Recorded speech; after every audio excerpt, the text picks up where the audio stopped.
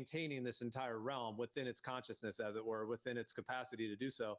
So like what powers the sky would be that source energy. Like it's powering it, just like it's powering our brains and our neurons in our brain, everything that's going on in our blood. I mean, there's something that is activating this whole realm. So yeah, that, like they call it like prana, you know, like the life force from the Ayurvedic traditions and so on. So yeah, I definitely think there's like an intelligence and a creative capacity far beyond any human's capacity that is able to actually maintain the sky the way that it does. And yeah, it's emitting, vibrating these light, you know, within that field.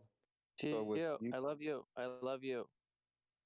With using that logic, so then anything is possible, right? Dude, why are you still going on it? Yeah. That's your response to that? Yes. No, it's, I like that response. Anything is possible. Yes.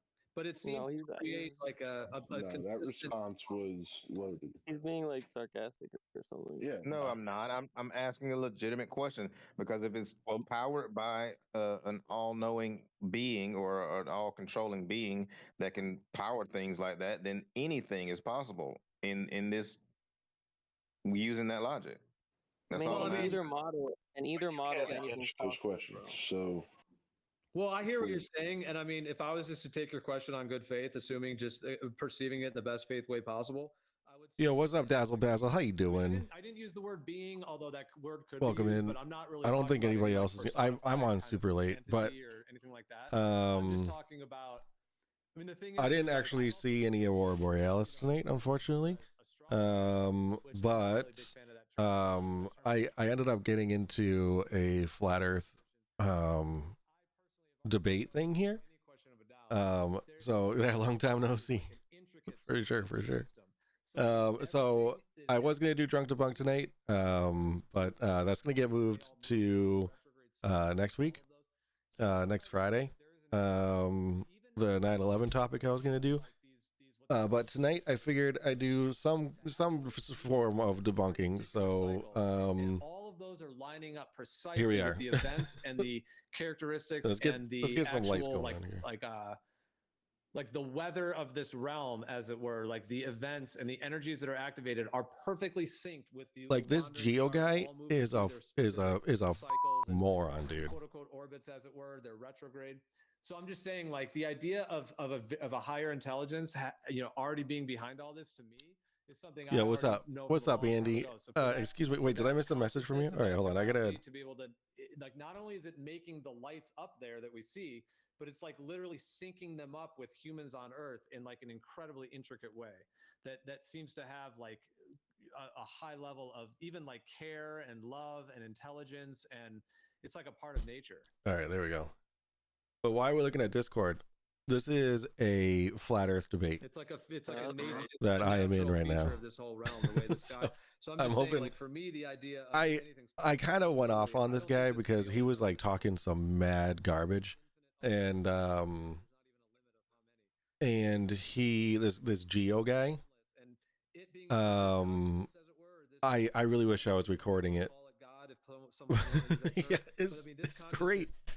And I flat out called him a liar. I was like, you can't, like, because there was an example on the screen that that someone had like a model of the sun, right? And there's like this white circle around it that was just saying that, like, showing that model was selected, so it never changed size. But as you move the sun out, the sun would get smaller and smaller and smaller, but never go below the horizon. So he's like, but look, the white circle that goes below the horizon, so therefore it's bottom up obstruction. I was like, nah. I was like, you're a liar. Like, you can't, like. And he was like, oh, we'll talk about angular resolution or angular or whatever, angular perspective later, but this is what we observe in real life. It's like, yeah, because the sun barely changes in angular size, IRL, because it's 93 million miles away.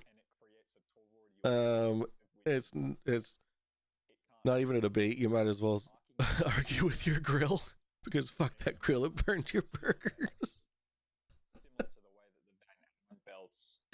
That's fair. Is that sort of, or if you take iron shavelings and like, put them near a magnet, you can see that the formation of the Hold on, curl where's of my the Discord? magnetic field. And so this is sort of what's happening as far as the sun is concerned, what I can tell. It's like just an energy field that's curled back in on itself, but it's happening All right. like So this is traversing through the circuit of the sky. all right. I kind of want to listen to what they're talking about, so I can butt in. Yeah, well, they make Make that way. pattern. They make that pattern of the analemma, like the sun makes the analemma. But all of the other wandering stars, like Venus, Mercury, Jupiter, they all have their own analemma and their own cycle between the tropics. And so, Did he just call planet I've stars? just studied this for years. I'm and it's drunk, Like let me all add of 'em. those are, yeah, they're just perfectly synced. I'm trying to understand. It's like a synchronistic. I don't know anything system, about like this the stuff. Sky and the human You know what? life, it Don't seems even like, don't even on bother, like an Basil intellectual Basil. level of like the actual I energies am. that are being I've expressed spent is 8 years, remarkable. 8 years on That's this. the irony of RL, I'll pop in and just say suggesting that, you're all like, fucking retarded, then making leave. exclamations of what is it? Anything's possible, right? And I mean, that's nice, but we're Oh, actually shit. sort of talking about natural observations. And You then can, sort you of guys can. I correlating to know, those you sort might of, not want to give those, them a view, but they are live on Bumble or Rumble. How do I was just there. I was able to get a link.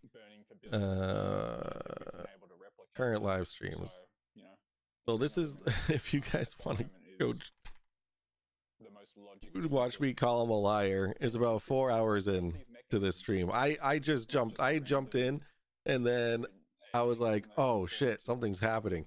So I was like, okay, I wonder if I could just join the voice chat, and I just joined in, and then I started calling this guy a liar. And then he was like, oh, I don't know if you're new here, but we don't insult people and stuff and all that kind of stuff. I'm like, all right, fine. Yeah, I mean, if you like created a, Like, because I want to stay in this, because I want to, like, this is gonna be some good YouTube content. What is this about? Something with the sun? So this is a flat Earth Discord channel. So what they're all saying, what they're talking about is the flat Earth, and in this situation, they're talking about how the sun would work on a flat Earth, but it wouldn't. It was demonstrated that it wouldn't. So what this Geo guy had to do is, with the illustration of how it wouldn't work, he picked an incredibly arbitrary thing about the simulation and said, well, you see, that's doing what I would expect it to do, so therefore the Earth is flat. But the world is not. That's correct, Dazzle Basil. That is correct. But unfortunately, there's a lot of people that do think it's flat, and they'll lie, and they'll they'll go out of their way to try and convince people that it is flat. Is the guy streaming saying is round or flat? Flat. I think. Yeah, because this is Earth Awakenings. Yeah, they're saying that it's flat. I didn't pay attention in science, but I know for a fact it's not flat. That's fair. All right, the conversation seems to be getting a little dull here. Let's oh shoot, I just found that image. I've been looking for this one. hold on. Have you guys ever seen that the sun looks like a tesseract if you do a little bit of photo editing to it? Really? Yeah. Is there a way that I can just share a picture in the live stream chat? I promise. Yeah, I got you. Man, I Yeah, think you. there. All right. Yeah, I got you. All right, thank you. So I was very interested in the in what's going on recently with the the giant solar storm that's like attacking us, basically getting right through the Van Allen belt, and we can see the Aurora Borealis like in Massachusetts. So what I actually I used my sister just got a telescope, and today we were able to get a really cool picture of the sun, and at the bottom there you can see that black spot there. that's where the solar storms are coming from. I thought this was kind of cool. It's kind of, you know, it in my opinion, right, it clearly shows that the sun is a sphere, and that it's really, really, really far away. Just with this picture itself, and it has a solar lens on it, so you're not getting the glare. You're getting the actual size of the sun here, and you can see. I mean, you can see this if you look up at the sun right now. Oh, I mean, depending on what time of day it is, with like your eclipse glasses, you can actually see with your naked eye that dark spot on the sun. It's terrifying, but it's really cool. Why do you keep saying so many negative words with the sun, bro? It keeps us alive, dude. Everything grows because of it. What you say, attack, like the sun. So it blows my mind, bro. So you know that that there's solar. Survive like 3 weeks without the sun. Well, of course not. So how could you say it's attacking us? Well, I mean, it's not a conscious being that's like, oh, screw the earth, I'm gonna throw my rays at it, right? No, it's you know, it's a natural phenomenon that you know happened 20 years ago when that was happening again. So I mean, it's not an orange. It is the sun. I unless there's a humongous orange in the sky where I pointed my telescope and then took this picture. Chad, Orange? Is no, Chad said that's an orange. But you yeah, proved it, bro. We're just dumb flat earthers that think it's an orange. No. I never. You're putting words in my mouth, man. I never called you dumb. You said orange. Yeah, he said it, not you. All right. I mean, that's my famous thing. Whenever someone says something, I'm like, you said it, not me. You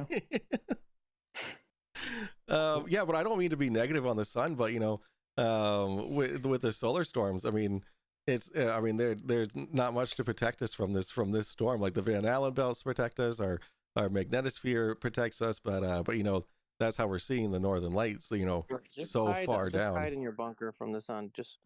I feel like you're disrespecting the sun. Like, I don't think like the sun should be giving you any of your energy.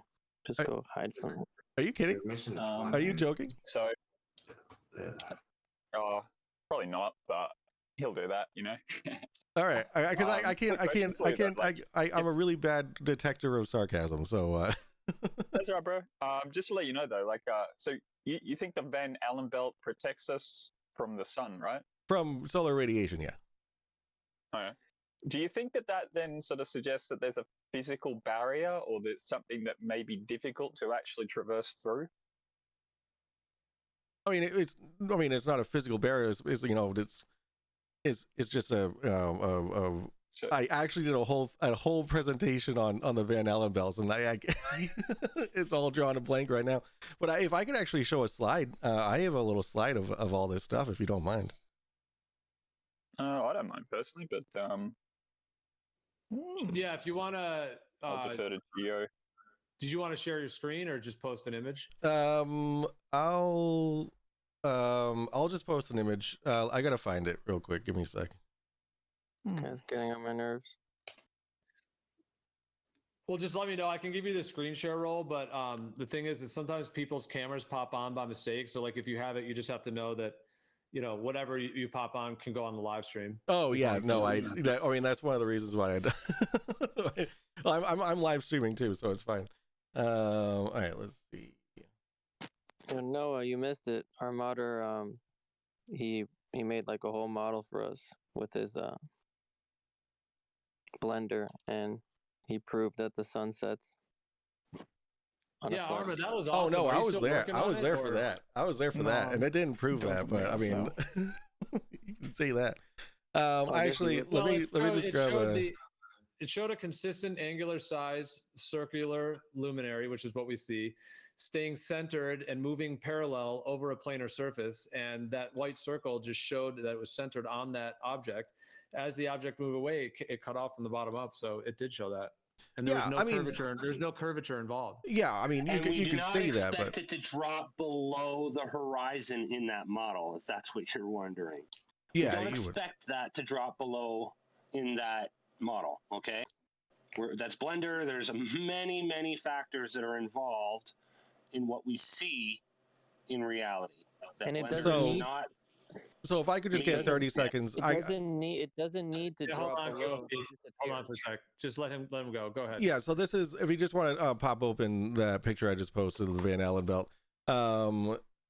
So it's, I mean, it's a protective magnetic field around the Earth. It's keeping us safe. So it's a magnetic field. It's not a physical barrier. It's a magnetic field that's being given off from the Earth.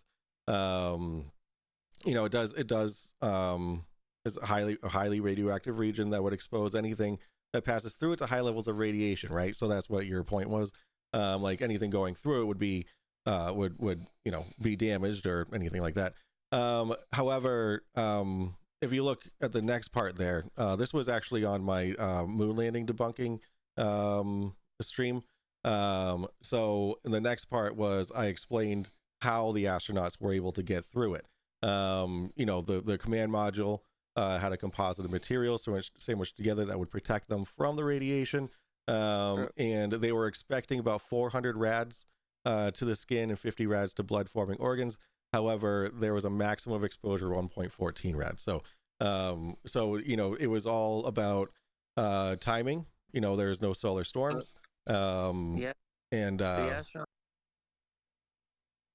just go ahead. ahead, Oh man. yeah, I'm done. So that's to answer the question of the Van Allen belt and how we got through it. Did I miss how we got on this? Because I guess I didn't know this was the topic. Maybe. Well, I brought maybe I was I doing- brought up the Van Allen belt, and someone asked me about the Van Allen belt, and so I just answered their question. That's all. Yeah. Yeah, we can get back to what we were. Well, I mean, if we want to go on this, I guess that maybe that was my bad. I might have gotten distracted for a minute. I just didn't realize how Nah, we it's got me, on bro. this. I mean, Yeah, dude, we can stay back on the in, like, topic. It's I mean, fine. when I first studied a lot of this stuff, like the moon landing stuff back, like I went over all this information you just shared. Yeah. So, I mean, I'm aware that there's like sort of like a mainstream counter argument for that, but there's also inconsistencies. Like when people in NASA have said they can't get through the Van Allen radiation belt at times, like the astronauts have said that. And then other times the astronauts that went to the moon, they were like, oh yeah, we just flew right through it. No big deal. And then the one guy said he saw flashes of lights in his eyeballs. Another guy said he didn't have anything. But then there's other claims that like that you would need like, you know, like a 6-foot lead wall basically to not be, you know, killed by the radiation. So yeah, so there's all these counter arguments to it as well. But it looks like, yeah, you Yeah, I mean, with with citations, you know, I mean, so with the astronauts not being able to be in the Van Allen belt, right? That's, you cannot stay within the Van Allen belt for long periods of time, which is exactly why, I'm sorry, my wife is snoring in the background. Which is why you cannot like the ISS is lower than the Van Allen belts, because, you know, with a long exposure you would get damaged. So if you were to stay in, then yeah, a 6-foot lead wall would make sense. However, that's not necessary for if you're just shooting right through it at, you know, 17,000 miles per hour. Okay. I don't know if someone wanted it. Was someone wanting to debate you on this point, or it was more just talking about it in general? Yeah, I mean, Like, I kind of know both sides, and I guess it's kind of fruitless because to me it's something we can't really validate, but we just have to go off their word, right? Like you're going off their word on that, right? yeah, off of the you know, 10 sources that I did my whole report on. Yeah. But like who are behind those sources then too? We could look into that. I mean, I to see can whether- get you a whether- list of all my, I have in the PowerPoint I have all my citations. But I mean that's I'm new here. I don't want to but I mean, you guys can watch my stream of it. I go over pretty good, but yeah, no, I you know, I can give a list of my citations, but that would be at a later time because I'd have to compile it all. Yeah, no, I mean you're good. It's interesting. Yeah, I mean when I first looked into this back in like 2004, I think when I first started 2004, 2005. I they're think when talking I about did, like, a NASA's deep word. dive on the moon landing So stuff, what they're and then trying the to get, Van Allen what- radiation belts. Because what I did back what they're then, like, I what was they're just trying like, to if get me there's on been is things a like that as well. Like, I just, when I first appeal looked to an deep on it, authority I fallacy. wanted to know both sides. You know what I mean? So I went to all the information I could that said it was real, it was legit. And at the time, I did generally believe, like before I started researching it, I generally believed it was real. Like I generally thought, like, yeah, they went to the moon, right? Like there, I didn't really question it too much before that. Maybe somewhat, but not Because there's like no to the reason point to where I really question it. wanted to figure out what the truth was. Happened. So I was more on the biased side of that it was real. And I looked at every single angle of it on that I could. So everyone's saying that it was real. I read everything I could, all the technical documents, all those sources, NASA, all of that, different things. And then I would read everything that people saying it was a hoax and that we didn't actually go to the moon. I looked at everything of theirs as well. And I did it pretty even. Like it was pretty 50-50. So anyways, the Van Allen radiation belts comes up in that and all the different aspects of it. But at the end of the day, like, do you feel like it's a very strong argument for anything, or you're just saying like this is what they report basically? I mean, I feel like that's one of the very strong arguments against it, yeah. Or that it, on the side that we did go to the moon.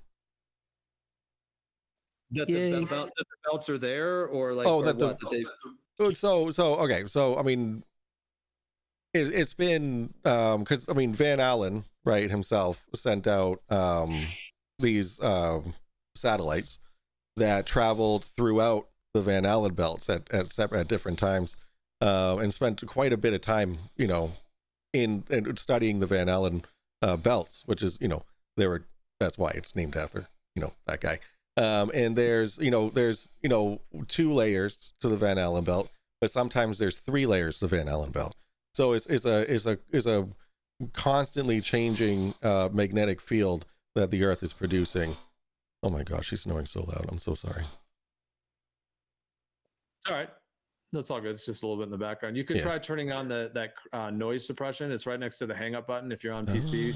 It's called noise suppression by Krisp, like KRISP. Right. It's a feature on Discord. If you turn that on, it actually works really well. It usually doesn't degrade people's voices, and it cuts down on background noise like really well. Gotcha. Or you just like plug her nose and then she like can't breathe and wakes up and stops snoring. Or she just goes to the bedroom instead of sleeping on the couch, but whatever.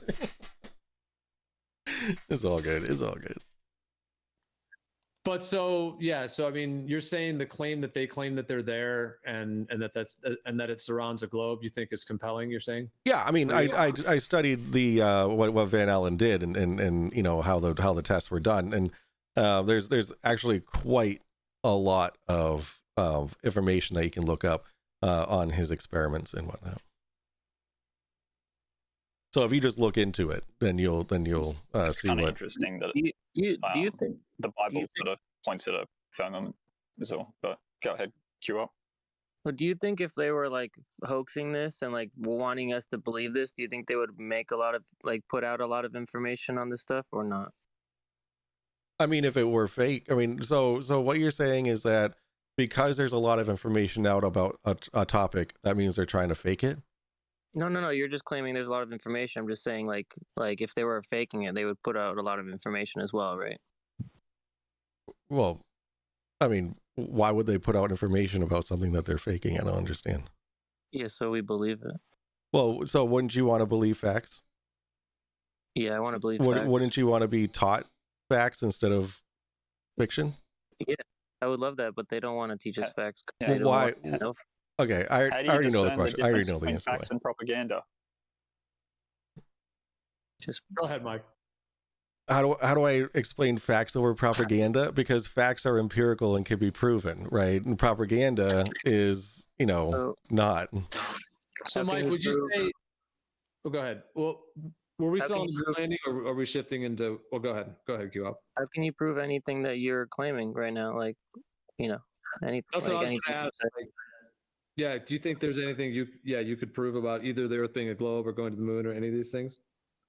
So if you look at okay, I can post my whole PowerPoint if you want. It's just based off of the most common claims.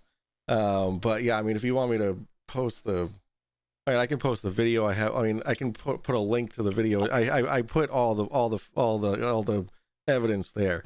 And I'm sure you guys are all fans of MC Toon, right? Yeah. Oh yeah. Have you guys ever been to mctoon.net? Are you a fan? Oh, am I a fan? I'm a big fan. I'm a big fan. No. I could So tell. what are the videos that you've done the topics on? Like, I mean, yeah, we're aware of who MC Toon is. He's on the server, so Oh, he is. yeah. Oh. But nonetheless, he doesn't really have to do anything right now. So what are the content of your videos like? Is it on the shape of the Earth, the moon landing? Like what have you So far, done videos on, and then like where have you gotten your conclusions from and all that? Yeah, as well. I'd be curious. so far, I just kind of just started doing. It's called the Drunk Debunk Show, where I get drunk and I debunk things, right? So I did the moon landing was like my first like legit one that I actually did like research on. And then the next one was on Sasquatch, believe it or not. And then I did chemtrails was my most recent one. Nice. And I forget what another one was. But this week I was supposed to do 9/11, right? The 9/11 hoax. Oh, So, but I didn't actually end up being able to do that because life got in the way. And I wanted to go see the Aurora Borealis and stuff, which I didn't actually see. From the point of view of debunking that it was a demolition 9/11 or no that I'm debunking the conspiracies. So that's what I do. I debunk the conspiracies. For 9/11 Everybody in too. my team has lower than 1 KD. There's at least 2 people with 1.1. What? Is that for us? The other team. Oh, No, he was hot, Megan. Yeah, I debunk what you guys claim, basically. So you debunked that the 3 buildings weren't demolished. That 2 planes demolished 3 buildings without demolition materials. So I mean, I'm not. It's MC Toon, but I'm not MC Toon. So I mean, my name is Mike, right? Which is wow, what a coincidence. Now I've only the amount of research that I have done so far is based on the theory that that the government knew about the attacks and didn't do anything to stop them. So that's what I'm working on now. And like with stock being taken out with American Airlines and like it's like literally the day before. It's a lot of really good information. However, then my job after that, I bring up the conspiracies and whatnot. So this is how far I've gotten, right? I haven't actually got into the whole. Yeah, but so Michael, are you like when you set out with each one of these topics, are you setting out to find out the truth? Or are you setting out to debunk the conspiracy? Like, what's the intention when you? Great So question. yeah, that is a good question. And so one of my things is going to be on. So if you watch my Sasquatch one, right? There's no way that I could possibly debunk Sasquatch, right? Because what I did was I looked into the biological possibility of there being a Sasquatch, the historical evolution-wise possibility of having a Sasquatch, and with all the sightings and whatnot that are that can be faked, but and then testimonies and whatnot like that. I was unable to find a way to debunk it, right? But for things that are like there's empirical evidence for, such as the Earth being a globe, the sun being 94 million miles away, and all this other stuff that there's actual measurements being taken, and I mean, my cousin works for Lago, right? He actually measured the gravitational effect of two galaxies eating each other, basically. So he was actually, and he has a ton of papers on black hole, wasn't it? Or 2 black holes. Yeah, whatever. I mean, yeah, 2 black holes eating It's each not other. whatever, bro. It's pretty specific, but yeah. I mean, you could use that as an argument against what I'm saying, but what I'm saying is that it doesn't matter how specific I am. The fact of the matter is that happened, right? So, and that we're able to measure these things. What do you think the consequences of such a sort of a large experimental technological device costing millions and billions of dollars, if they didn't find something of confirmation in order to sort of sell the project? I'm just kind of curious. I mean, do you think that they might be inclined to manufacture or fabricate something, even to your friend there who's working there?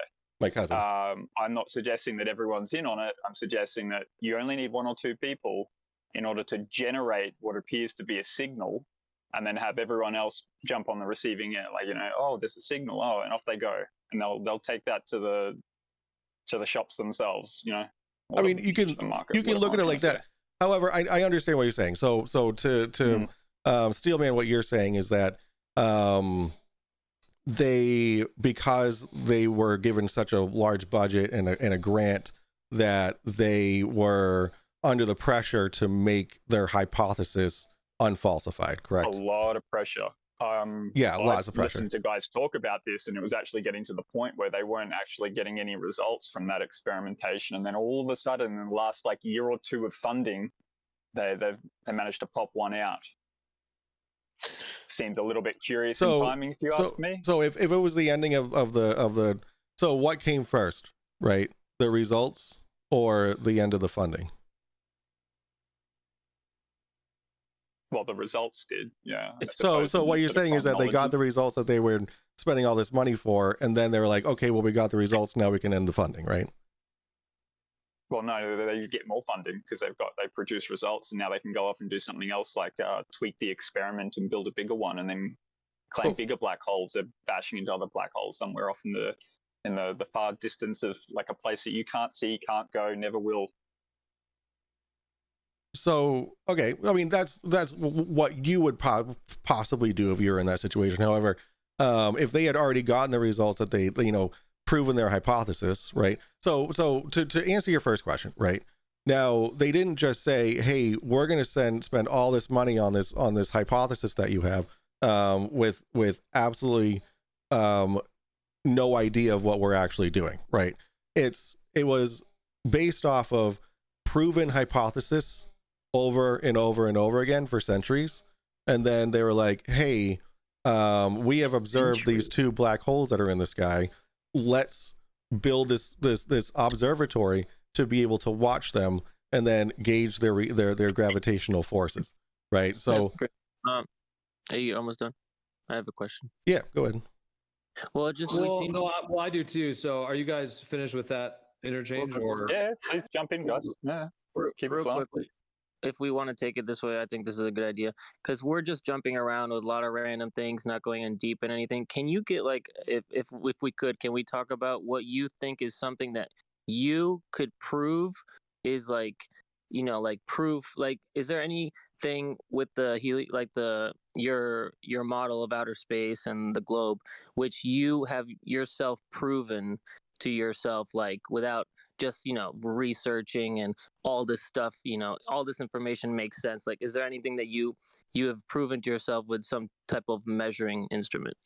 So what you're saying is that I shouldn't educate myself on something. No. I should only go based off of what I have seen.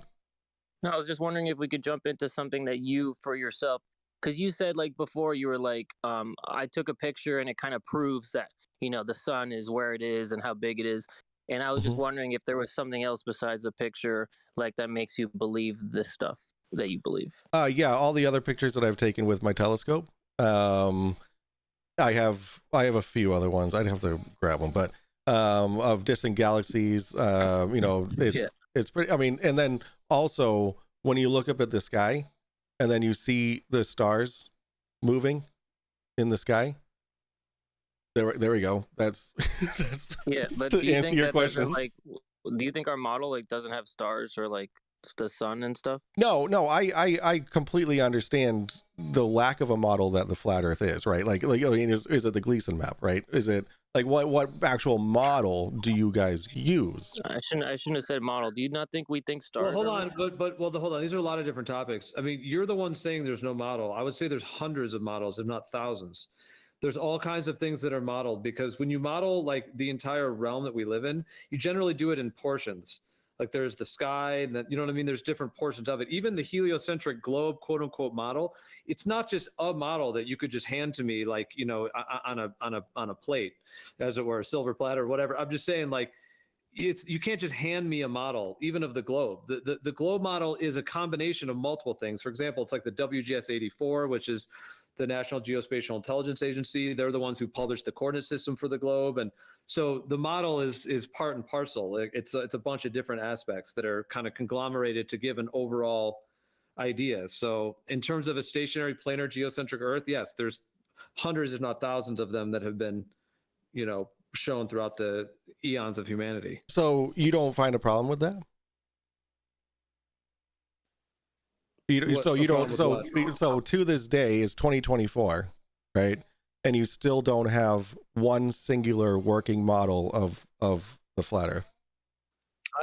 First of all, I never said anything about the term flat Earth in that sense. And I'm not really talking for I was anyone strawmanning. else. I apologize. I think that no, it's all good. I mean, I have my own model of what exactly this whole realm is. So yes, I have my own multiple different models, actually. I can't speak for anyone else that says anything else. I mean, to make their garbage work, they have to have a bunch of different fucking models, have already dude. been modeled to a planar surface. If you look at like Stellarium, there's two options you can select between what's called the equatorial grid or the azimuthal grid, and though you can select between them. And this is a free program called Stellarium. If you're not familiar with it, which you may be, but yeah, it's called Stellarium. You can download for free. And right at the bottom, it has two little graphics. One of them is it's the equatorial grid. That one has like a spherical Earth with the stars all, in a celestial sphere, surrounding the globe. And then when you turn on the azimuthal grid, it gives you an azimuth, which is basically a planar foundation, a circle that's on a planar foundation. And there's a radius from your feet out to the edge of that circle, as it were. The whole sky is modeled as a dome, like a hemisphere dome, essentially, above a flat surface, a planar surface. And the sky can be modeled that way and has been since the dawn of time. So that's why, like a planetarium, like you can sit on the flat floor, as it were, of a planetarium, and you can look up at a dome ceiling and it can replicate exactly what the sky looks like to us. All right. Perfect. Yeah, no, I mean, I don't have anything to say to that, because, you can pull out so the thing is that the globe has one singular working model where all things as expected work. You can predict, everything with the globe Earth model. You navigate. I'm sorry. Can I I'm just going to finish my text, my statement. So you cannot navigate without using the globe model. You cannot there's a lot of things that you just cannot do without the global model. I still think that's true. Okay. I mean, there's a lot of maps are flat in general, so there's a lot of maps that are flat maps. Right, they're projections. No one uses a globe to navigate ever. Right, because they're projections of the globe. Well, you can claim that, but no one ever actually uses a globe to navigate. That's not a thing that happens, so your statement is incorrect. Right, because they're projections of the globe. Right, that's something you can claim, but to be clear, your statement that you can't navigate without a globe is obviously false, because people only navigate without a globe. So, okay, first off, let me elaborate more on what I mean by navigate with the globe model. Okay, it's not with maps, right? I mean, wait. So it's based off of global coordinates. Okay, so what I mean is celestial navigation. For one, MC Toon's favorite thing, right? You cannot do celestial navigation on a flat Earth model, right? There's a $10,000 reward for the first person who can do it, right? But in order to be able to navigate like that, you have to use the globe. The GPS, right? The triangulation or quadulation, whatever, that's satellites in space that are triangulating your location all over the globe. You can't do that without the existence of space. The only way you have to use those things is if you don't understand how navigation works. I could make a system right now on my computer in an Excel spreadsheet that allowed me to navigate the entirety of the town that I live in using letters and not even numbers. Okay, I could do that. How about intercontinentally? The only way you have to use those systems or have to use the globe is if you have no idea how navigation works.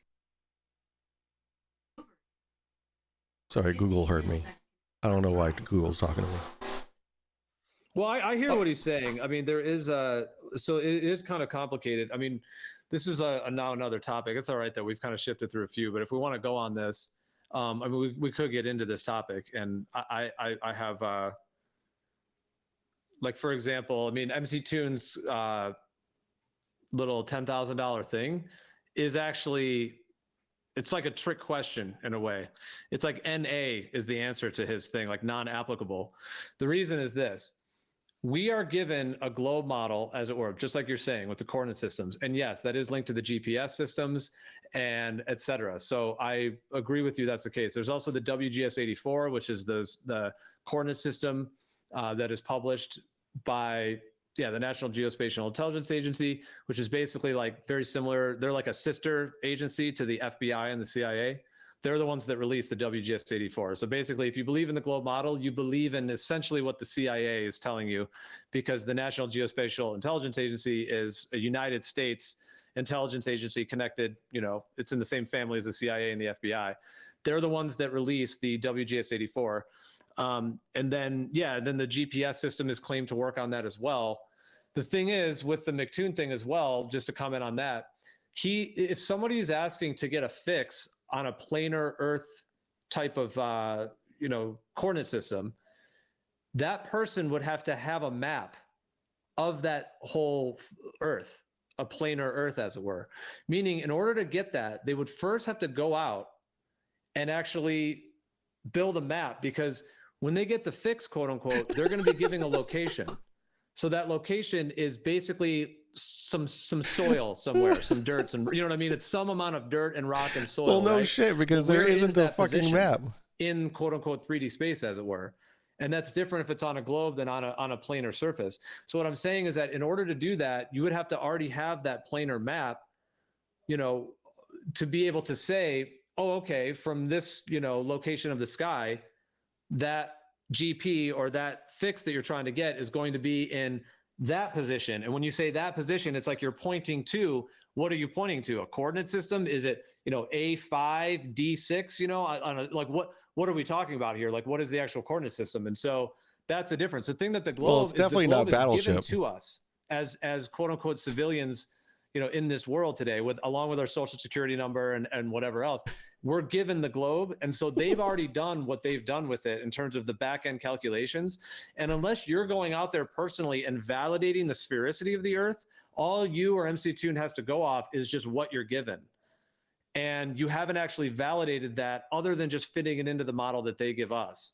And there's the old saying, like the map is not necessarily the territory. So they can be giving a certain map and a certain layout of things, doesn't mean that is the actual way the ground is laid out. And if they've already pre-engineered it on the back end, as any good deception would be with a coordinate system transform like this, then they've already done that on the back end. And all you can do today is just take that on faith, or go out and actually map it ourselves independently, and then do it from the ground up, essentially. So that's what you would have to do to quote unquote complete MC Tune's thing. So it could be done, but it would take a huge team. Let me just say the final thing. You could do MC Tune's thing. It would just take a huge team, millions of dollars, to give what he's asking. He wouldn't let us use, he disqualified the AE map, bro. We done it. Trulon did it in pre-space and projected it onto an AE map because that's a legitimate coordinate system. And he said, we can't use the AE map because that's a globe. So he's full of shit. So the AE map is not a globe? I heard about that. No, it's not. It is some kind of contorted mess, though. I mean, I don't think the AE is correct necessarily, but I do think the contents are laid out in that general. System, bro. Yeah, it is. The contents are generally laid out in those areas. So yeah. Yeah, no, the AE map is 100%. System and it's based on the globe. There's a transform for it, and I got him to admit it on the debatism on Jeranisms, where he admitted we can't use it. And he said because the AE map's a globe, as much as he rags at Gleason's map, he wouldn't let us use it in his. And then when I gave him the coordinates he asked for in that challenge, he literally said that I used the radius of Earth when I showed him a planar triangle based on 69 miles per degree right underneath a star. So he's made that challenge impossible. And the people who did what he asked for, he found reasons to disqualify. So that's a bullshit challenge. I have a legitimate question, like a really, really legitimate. I'm looking at the AE map right now. It's big up on my screen. Okay. How is this not based off of a globe? Because a globe is based off of it.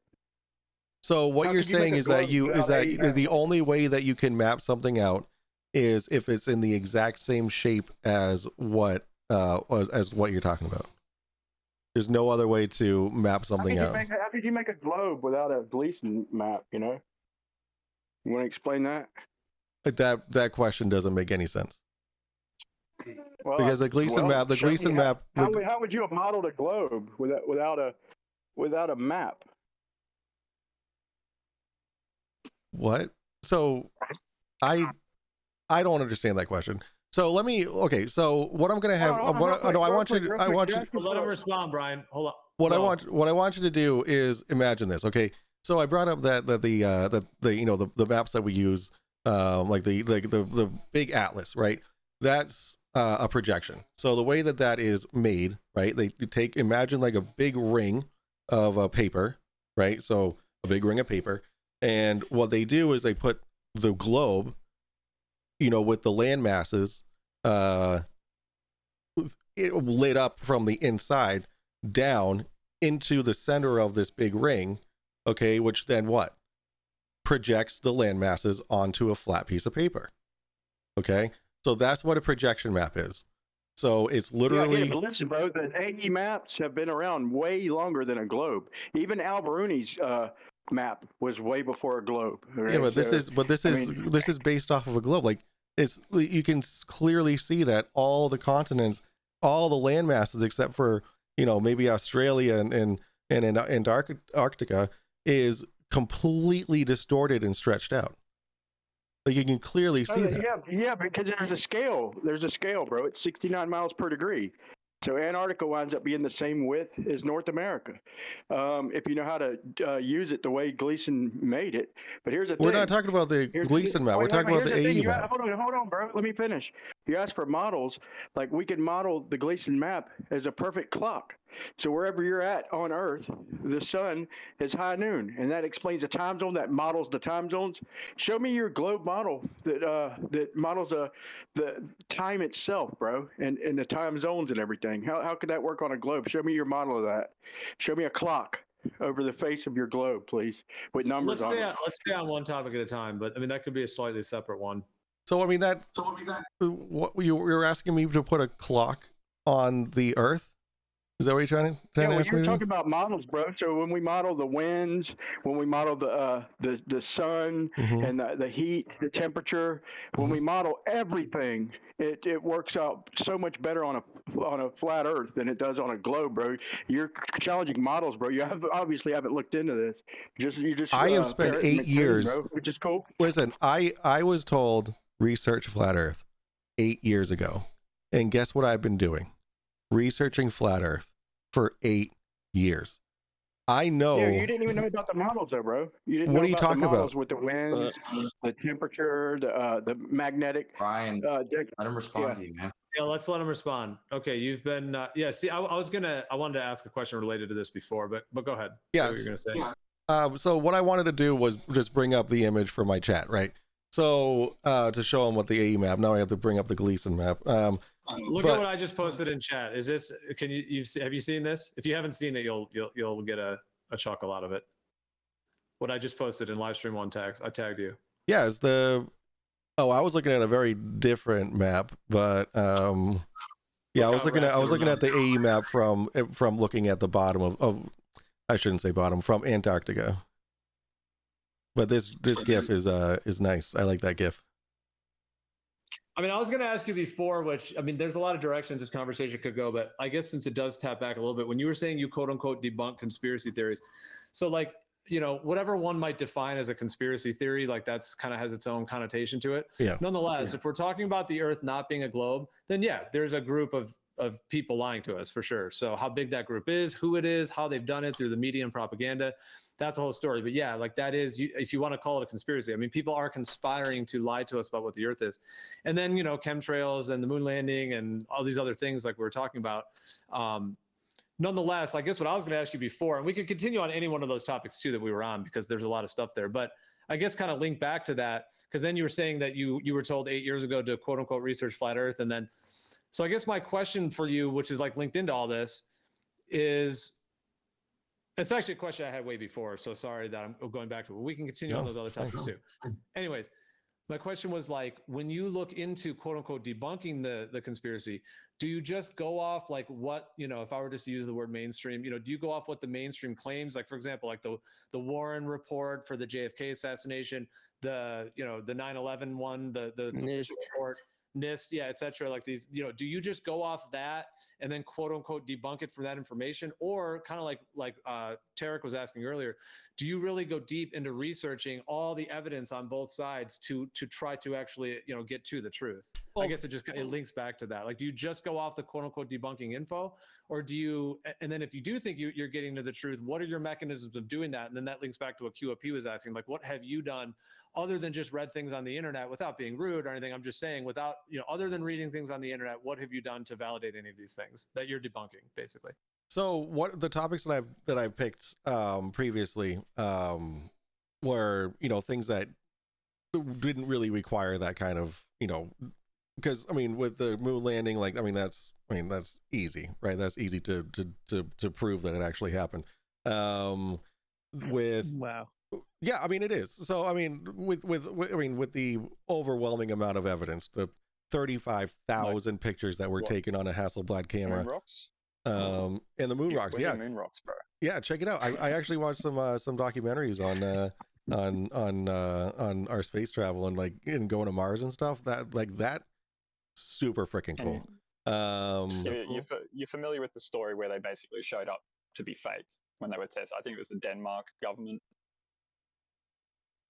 Yeah, I don't know what you're talking about. But to answer your question, There you go. now with 9/11, right, with this topic,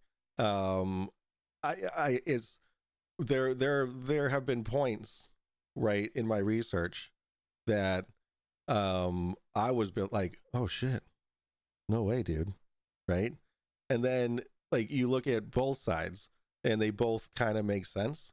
And so that's what I'm doing with 9/11. That's what I'm going to be, you know, that's, you know, for these bigger conspiracies, right? That, you know, there's it's just a lot of like he said, she said, a lot of situational stuff that you know can only be verified by you know basically trusting whoever's putting it out there, right? So like this 9/11 thing, right? It's going to be tough for me to debunk it based off of all the information that I've gotten so far, right? So like freefall buildings. Yeah. Oh yeah, dude, that one's tough, bro. That's a tough. Yeah, one. yeah. It's really, I mean, honestly, like I think somebody could put together a little video, quote unquote, debunking the moon landing stuff, because there are kind of certain debunks for it. But 9/11, dude, that's like hashtag that's tough for real. Yeah. To do 9/11. Yeah, Tough and work, it's bro. you know it's a tough subject too, because like you know my uncle was supposed to be in at work that day, and he worked at the World Trade Center, but he had called off that day, so like I wouldn't have an uncle anymore, you know. So like it does kind of hit close to home. And you know, Did he hear something? like He over heard something? what? Someone told him something? Oh no, he had like a doctor's appointment or something in the morning. Just got lucky? Yeah, I mean, he's one of a lot of people that were out that day. I don't know what your point is. But So I think he was just saying, okay, there were a lot of people that mysteriously didn't show up into New York that day. And so there is like, you know, even to use the term conspiracy, there is like even a deeper layer that, you know, there must have clearly been a network of people that told other people like, hey, something's going to happen.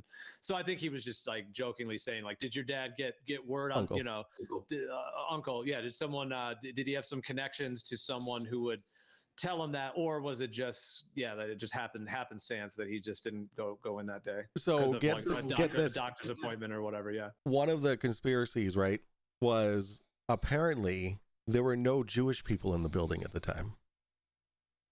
So Yeah, there's a whole bunch of people that normally would have been there that weren't there. I'll tell you that. And a lot of them are like bankers, and there's a whole bunch of a whole list with that. Yeah.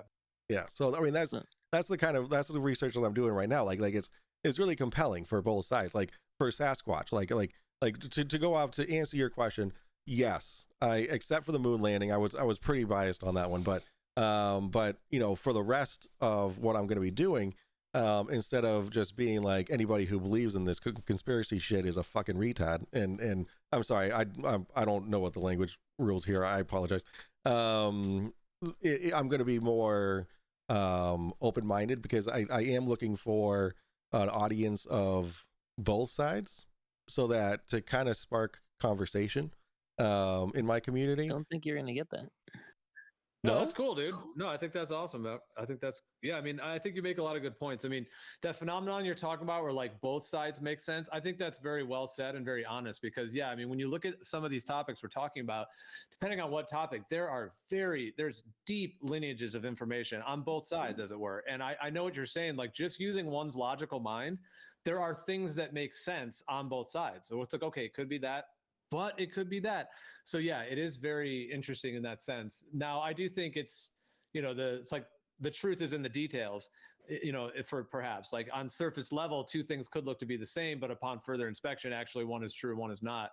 So yeah, that's where it gets into the more nuanced parts of it. And what I think is the more interesting as well. I mean, dude, some of these things, like, I mean, I wasn't there in 9/11, you know what I mean? So all I have is my experience, seeing what I saw on TV, researching what I've researched, and everything I've gotten from 9/11 pretty much has been through the internet. Let's be real. Like I was not physically there on that day.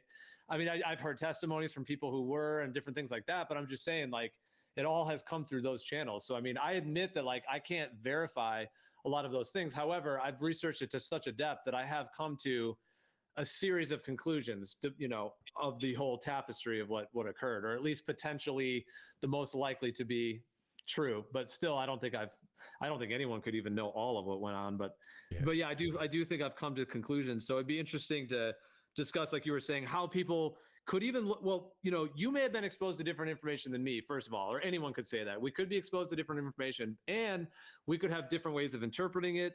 And that's what's interesting too. Dude, this like guy you were doesn't shut mentioning, the if you were fuck to up. show that to other people and then kind of, you know, run that as kind of like an exercise in a sense. Yeah, dude. Yeah, and yeah, it's definitely broadened my you know, education, because you know I dropped out of high school and I got my GED, and I never went to college. I just went to dead end job to dead end job, and now I work IT for, you know, a big MSP, and you know I'm learning a lot about history, and JFK is actually on my list of topics to cover too.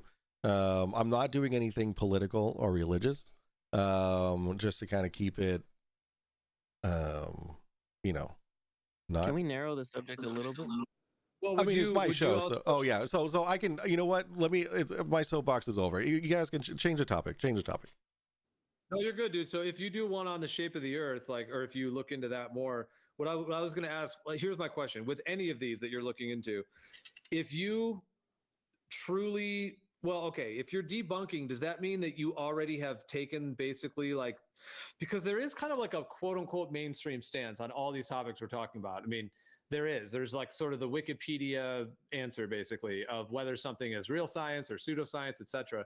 So, I mean, are you like asserting all of the mainstream perspectives on these things, or are you saying you are on the fence on some of these, and then you're kind of, then it would sort of be like, is that fully like debunking though? If you're not sure, like if you're saying they both make sense and you haven't quite, you know, delineated yet, like, is that technically debunking, or is it more kind of just exploring it?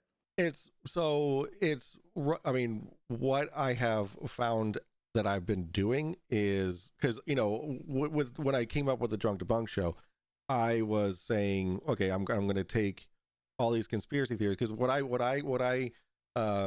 describe a conspiracy theory is being a theory that goes against the mainstream, right? That's, you know, so flat Earth, for instance. Now that's a theory that goes against the mainstream, what we're taught, well, you know, all that kind of stuff, and you know what there's evidence for and whatnot. The consensus, the mainstream consensus, right? So with flat Earth, I got to be pretty honest with you. I have tried to make sense of the flat Earth model for 8 years, and I cannot. So I am going to be pretty biased when I go over flat Earth. I already did. I went over the Witsit and the InfoWars quote unquote debate. That wasn't a debate. That was just an interview of Witsit. Is that where you came into this? Is that where you got introduced to all this, or did you know Oh about it all no, before? no. Like I said, Oh, 8 years. You said eight. You said 8 years. Okay. Yeah, okay, yeah. And I started on Facebook groups. I was on like it was actually, it got really detrimental to my like, oh, not detrimental, but my research was hurting my personal life of flat Earth, because I just wanted to make sense of it. I wanted to see how could this possibly exist, right, based off of how everything else works, like physics and thermodynamics and all that kind of stuff.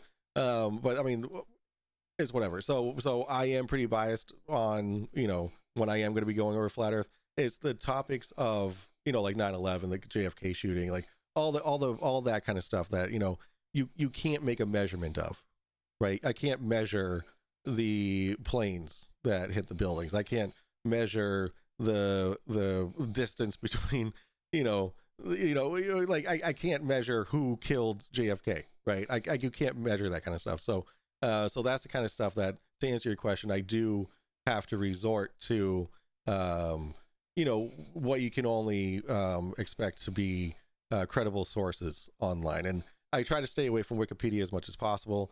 I try to stay away from NASA as much as possible. So all the links that I have for my citations on my moon landing presentation were all third party things. And I also cited websites that were against the moon landing, which is how I got my list of the more popular contradictions. So yeah. So with stuff that's measurable, I am very biased on, but for everything that's basically just historical, that's where I'm like blowing my mind with how much there is to both sides. Okay, yeah, a little more on the fence with those, or just a little more like, yeah, in the mystery of it. I hear you. And I didn't think I would be. I didn't think I would be either. I was like, oh yeah, okay. There's no reason why Bush could barely tie his shoes. How can he orchestrate this whole thing? And it's like just reading into it, it's like, holy crap, it was very possible. Well, it's the crew behind him. It's not Bush himself. I mean, he's just a puppet on us. I mean, there's a whole group behind controlling things. You idiot, man. Yeah, he's just the clown basically. Oh, man. I'm not trying to insult the guy. I'm just saying he's kind of the guy who put out and play the music and says funny things. Whatever. I'm just saying he didn't orchestrate it. In fact, he clearly was told how to behave during it, which is where the whole thing, when he's in the school reciting to the kids, and then his facial expressions. I mean, he's not even a very good actor, so it was pretty bad. Yeah. I just wanted to say, and Gio just mentioned it. He was reading a book, I think, to the school students. Yeah. Don't make sure you look. Don't do it. Make sure you look deeply into that video, man. Like, no, don't do it. They've cut it and edited aspects out of it, but there's some odd kind of things that he's saying in that book, guy. No, don't do it, dude. I already watched that video. It is such garbage. Like he's not saying anything that wouldn't be expected from a kid's book, and also words that he's actually saying are not the words that they say that they're saying. So it's just garbage. Don't believe it. Reciting something in front of the students as well, getting the students to recite something on the board in front of everyone. Yeah, it was on the board. What do you mean? It well? wasn't the same words. It was kite. It was metal. It was hit. What are you talking about? Like, I mean, they're just words. Like what does that kite have to do with anything? What does the kite have to do with the Twin Towers? What does metal have to do with the Twin Towers? Like it doesn't make sense. It's they just could have read Winnie the Pooh to the kids, but they chose to use those terms. Very, what's the word? tinfoil hattie. Serendipity. Oh, okay. Yeah, like it's a bit odd, the synchronicities between that.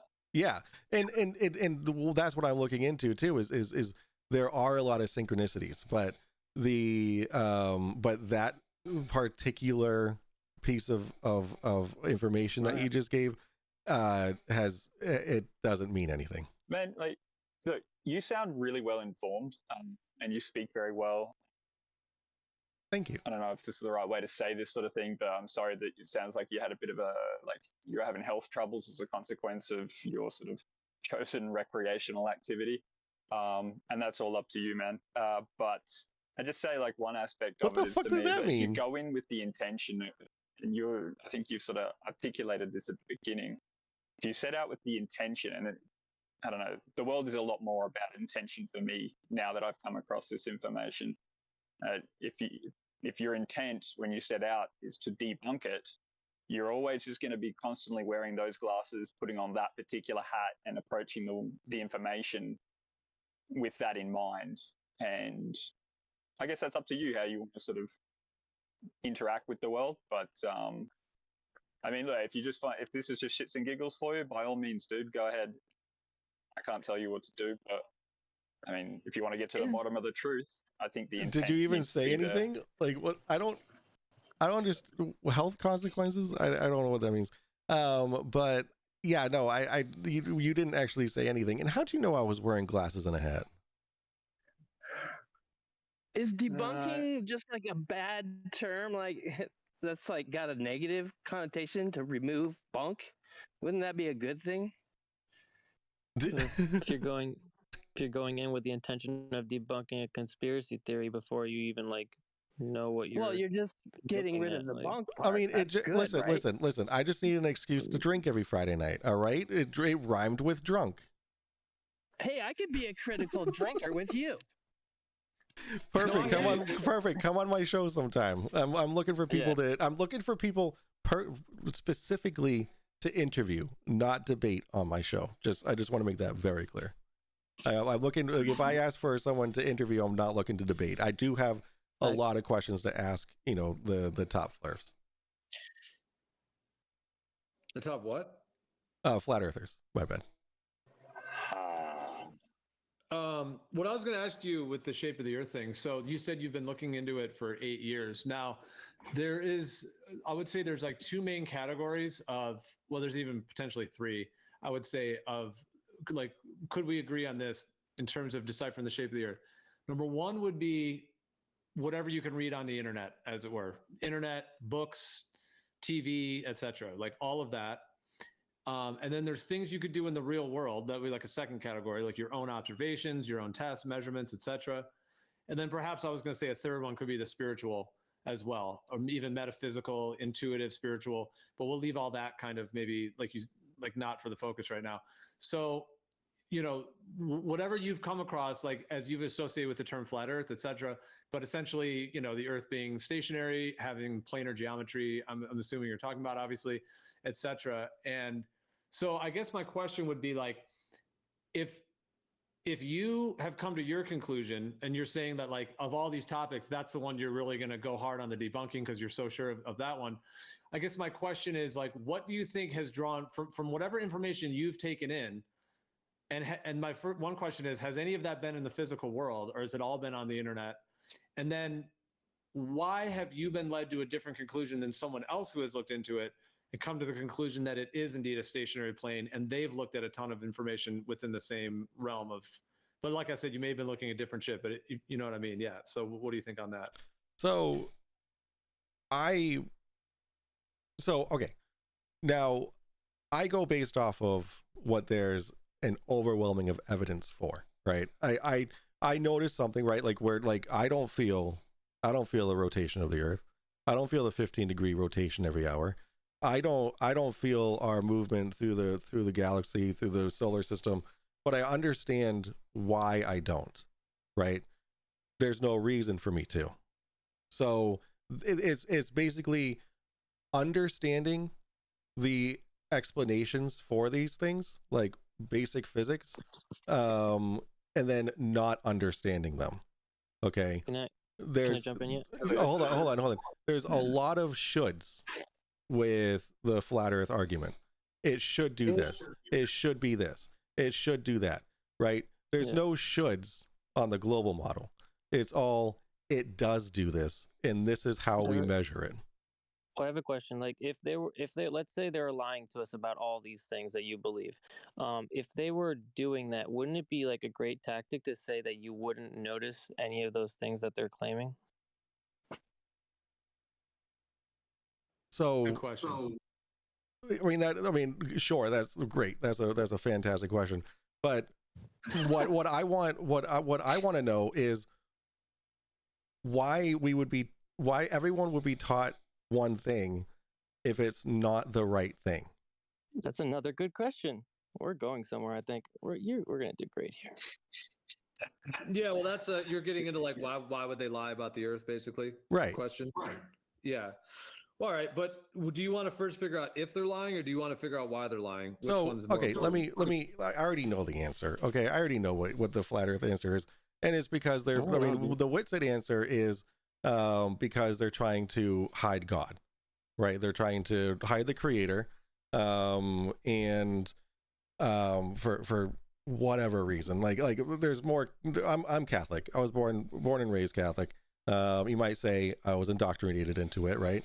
I do believe in God. I do believe that God created us. However, I do believe that God is powerful enough to be able to create such a vast universe, right? I don't think that God is just powerful enough to create, land for you and me to live on, right? I believe that my God has the power to be able to create what he has created. So just so you know that you said your God, right? The Catholic, not the God, yeah, the God, sure, the God, right? Well, the God. It's your interpretation of God, so it's your God that's creating this universe, and all the extraplanetary sort of observations that you're claiming. Sure, that's your God. Yeah, just pointing out your terminology. Yeah, no, I mean, so I got to say, you're any other things? Was there any other things besides? I mean, that's not Witsit. Witsit's. We've heard a lot of Witsit. Obviously, hiding God might be one of the things on the list. But were there more on that list that you thought of or heard about? Yeah, I gotta say, I can't think of any right now. Maybe it's about world power, hiding more right? land. It's right, or hiding more land. Yeah. What about hiding more land? Yeah, I've heard that one what's wrong too. with that one? Well, wouldn't that be a good reason? No. Why would we want to hide? Why would lay out one reason? Well, here's the thing. Okay, first of all, technically Witsit isn't here, so it would be best to maybe. I know why you brought him up. It's fine. It's understandable if you've heard him say that. But just to be fair, we should just, if he's not here, just so he could say his own arguments. Nonetheless, I hear what you're saying. Let me just say with the more land thing real quick. This is just one possibility. So let's say there is another continent that they're hiding from us. Let's just say one more continent. What if that continent had a lot of gold on it, just like California and other places have a lot of gold? If that one continent had a lot of gold on it, if they told us it was a globe to hide that continent, they then could have used all the gold that they had on that land to take over the gold standard and take over the rest of the world. Have you ever considered that? So here's a consideration for you, right? I mean, no, I have not, because there's no reason for me to ever consider that. So here's something to consider for you, right? Is there a history? Is there a history? Is there a history? Is there? Let me. Yeah. Let me. You don't think if they wrap the Earth up into a ball where it's limited land that they could be hiding land? Because that would be a huge reason. But go ahead. I won't interrupt. Go ahead. Sorry, if I just wanted to say that last part. Do whoever quote unquote they are? Is there a history of they hiding land from us? Okay, I think if you look at Epstein's Island, right? It's mapped out, but you didn't know what was going on that island, and how do we know that there's not more islands that are doing such activities? Well, yeah, and my response would be yes. They've been doing it every day since we all were born, with the North Pole and the South Pole, as it were, quote unquote South Pole, the Arctic and the Antarctic. They're already hiding land from us, I would say. So even outside, you understand, even outside of other theories that there could be even other land, even outside of that. So yeah, there's already a huge history of them doing exactly that. And the world wars were all focused on getting to that point where they have that control. Well, or just deception in general. Obviously, they're not telling us everything to keep control in lots of ways we could name besides hiding land. I mean, that's what keeping control is all about. And why is it that you say you wouldn't consider it when that's what this discussion's about? Is discussing both sides of why it is you consider one thing or another. You have to at least consider it to understand why someone might say this is a reason that would be, part of the deception. So why is it you're saying you won't consider it? Like there's no No, reason to consider it. because You're in the because discussion, there's thousands of years and millions of scientists that haven't spoken out about any hidden land. Wow, that's Well, good. how do you That's know? that's a big How number. do you know if they've been shut up? If they've been shut up and it's that big a control, what would be their reason? I mean, there are people that have spoken out, in fact, and we could cite them for you that have spoken out. Yeah, Many of them perfect. Do that, contemporary, and please. many of them that are on your side of the argument that have spoken out and totally refuted the whole idea of heliocentrism. In fact, but So regardless, we don't that, believe in it heliocentrism. doesn't Just do letting any you know. good to speak out if the people that are speaking out on a level that would actually do some kind of change are hushed. How would you ever know if they spoke out? Because they would have spoken out. Like you can't But get they would have- hushed they would unless have you been speak hushed. out. It wouldn't have been public. It wouldn't have been public. How can you They how would have can been you be how can you They be just hushed discredited if you're Palmer- not? Palmer- So one thing Well, has to they- come they before the discredited other, them. They just right? attacked Hold on, their hold on, encyclopedias. Dave. Hold on. Let's not do the interrupt. There's a lot of clipping. Maybe you're delayed or something. Let's just let each other fully say our full thing. Go ahead, Mike. Okay, go ahead. Yeah, so one thing has to come before the other, right? So you can't hush someone who hasn't said anything. Okay? And of the 400,000 people that worked on the Apollo 11 mission, not one person said anything. And you guys say, they did, but that's just a cherry picking misinterpretation of what they're saying. For instance, Buzz Aldrin. Yeah, Buzz has said it like 3 times. Wait, well, if New Perspective wants to respond, although we're jumping to some different topics, but either way, go. If you're going to respond. I was just making an overall point that he says there's no reason to consider it, but there's like tons of reasons. But the first one is that you're in the discussion, so you consider it because you're discussing both sides of the matter to find out what might be the case. That's all. That's fair. So I just posted an article to you, Mike. Japan found 7,000 new islands. And if you just go look up island discoveries, they're still finding new islands. Now, they're claiming that they're finding them. How do we know whether or not it's on the one map that's offered to us, which is what Google's globe, essentially? So you want me to speak on how Japan is finding new islands? It's hidden land. We were discussing it before. I mean, it's not mapped, essentially, and they're saying, "Oh, we just mapped this whole new land now. See, new islands." All of a sudden, they're not new; they've been there, but they're not on the maps for some reason, articulated in the way that you would expect from the so-called accuracy of the globe map, right? Okay, so I mean, well, I'm just finding out about this now, but it does look like you posted a link here. Show will try to correct me, but yeah. So so I can read up on that, and I can definitely include that on one of my shows after I read up on it. Yeah, for sure. Cool.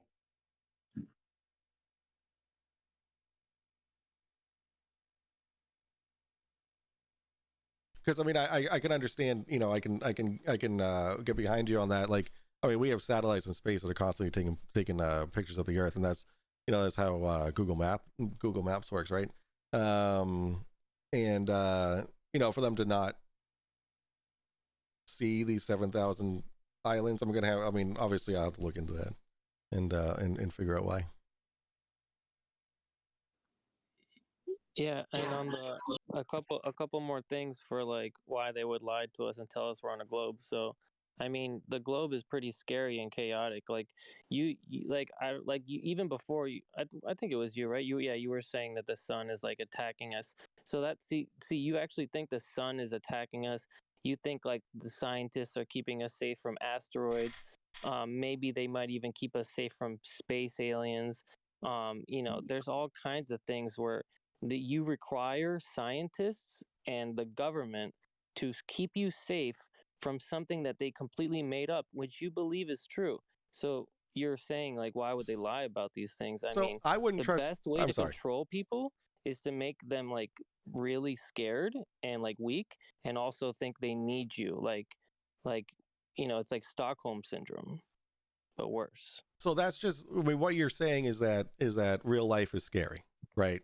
No, real So- life is not scary, bro. No, I think he's It's more saying that terrifying. there's deliberate propaganda psyops to keep us in control and fear. So And that the globe Earth and these other things would be a way to control humanity. Like if you don't know where you are and you think you're like you came from evolution, you're just spinning on a random ball, like that is very dislocating. And then I think that allows them to control humanity even more so. And then I think what he's just saying is that if they put out certain like philosophies and worldviews based on fear and different things like that, it allows them to control people and then have those people give over their rights to an authority.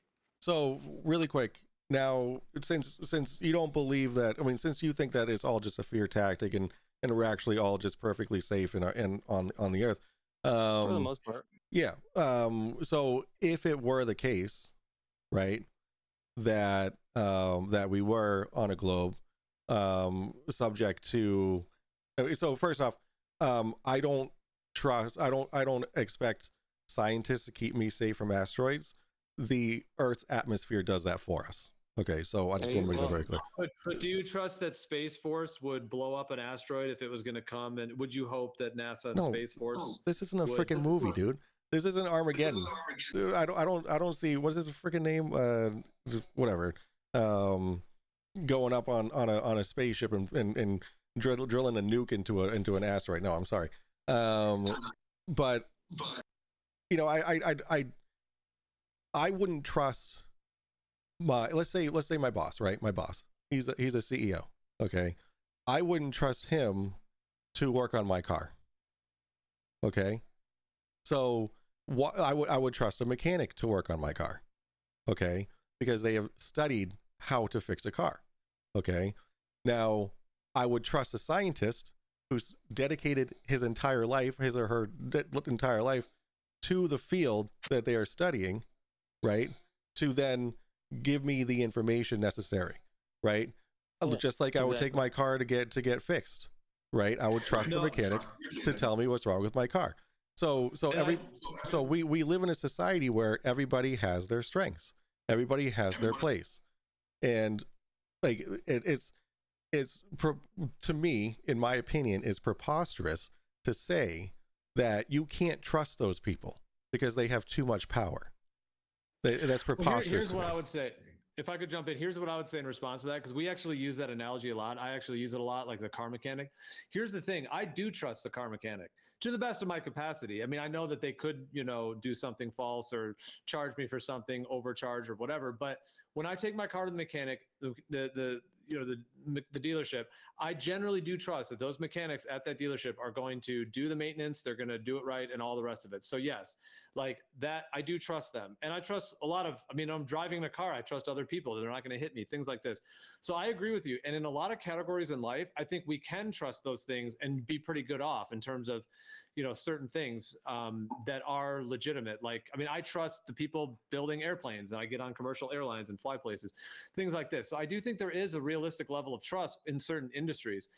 However, what I would say from what I've come to with cosmology and the Earth, I think that to place that same level of trust in, let's say, NASA or the space agencies and that part of things, like the globe part of things, I don't think is the same as trusting a mechanic, because I've looked into cosmology to the point to where it really isn't the same. Like there's a whole bunch of stuff that we can't verify for ourselves that they claim. Obviously, the governments are behind these major space agencies and everything involved with that. There's huge money around it. There's a lot of propaganda on television and everything else. So I'm just saying that, like, I hear you that you would maybe, think to put those in the same category. I even understand where you're coming from, and I understand why.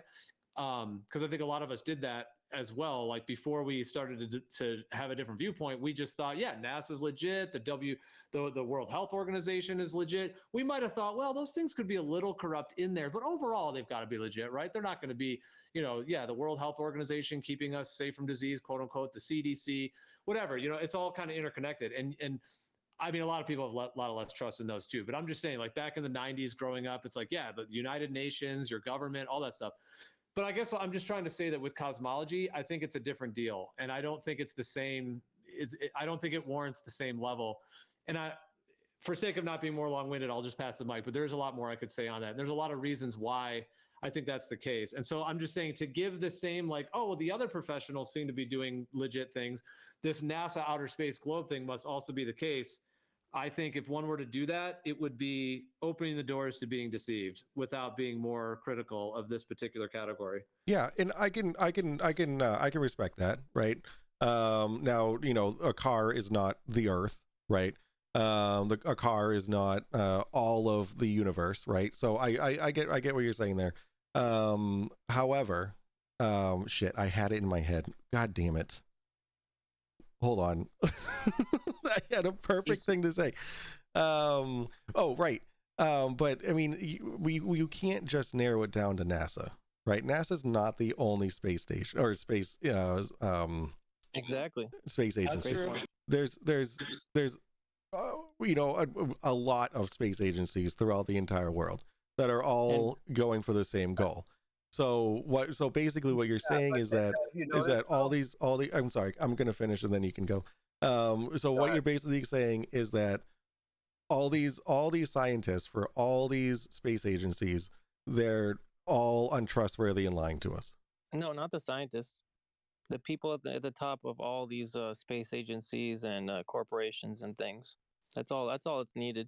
The rest are just deceived by their misinformation. Yeah, like Michael, Think you about, said think about it when you you got a call CEO. someone a rocket. Wait, let's let New Just like- Perspective get in, and then Tarek. I was just going to say, think about when you call someone a rocket scientist, if it's actually a big joke, because a rocket scientist is smart enough to make the rocket. He's just not wise enough to know it never goes to space.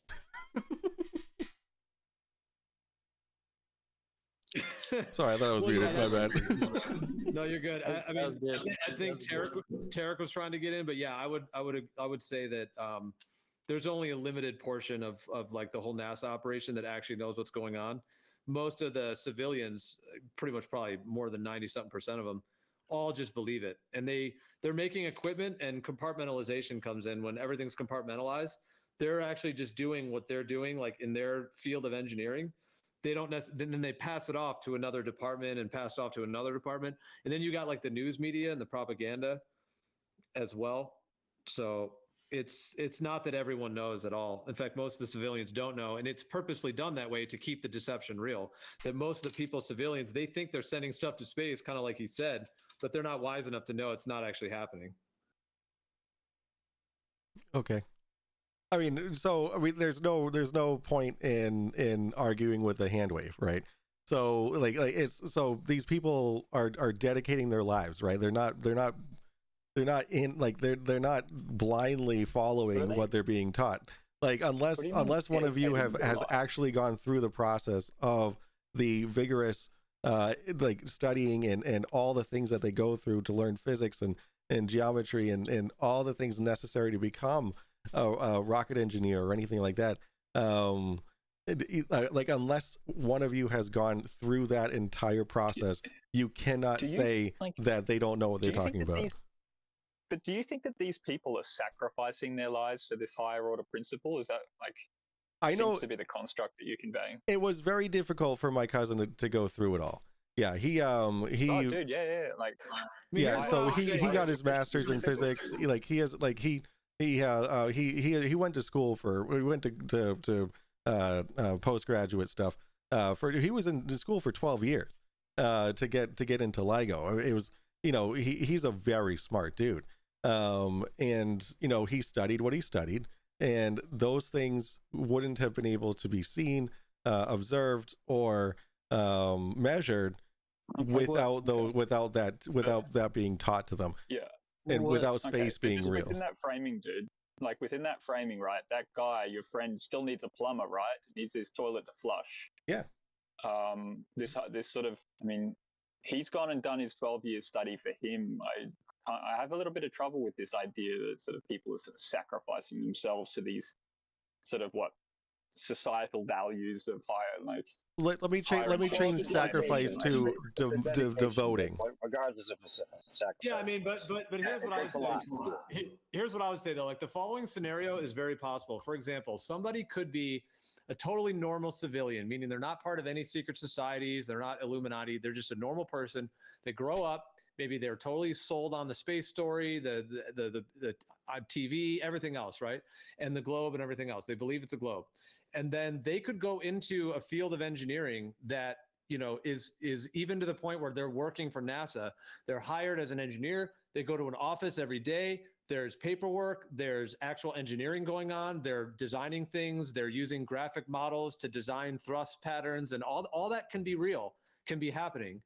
The thing is he could be in that entire profession. He could be just in this, you know, example I'm giving. He could be an engineer, and then there's many other categories of things because NASA contracts all kinds of different things.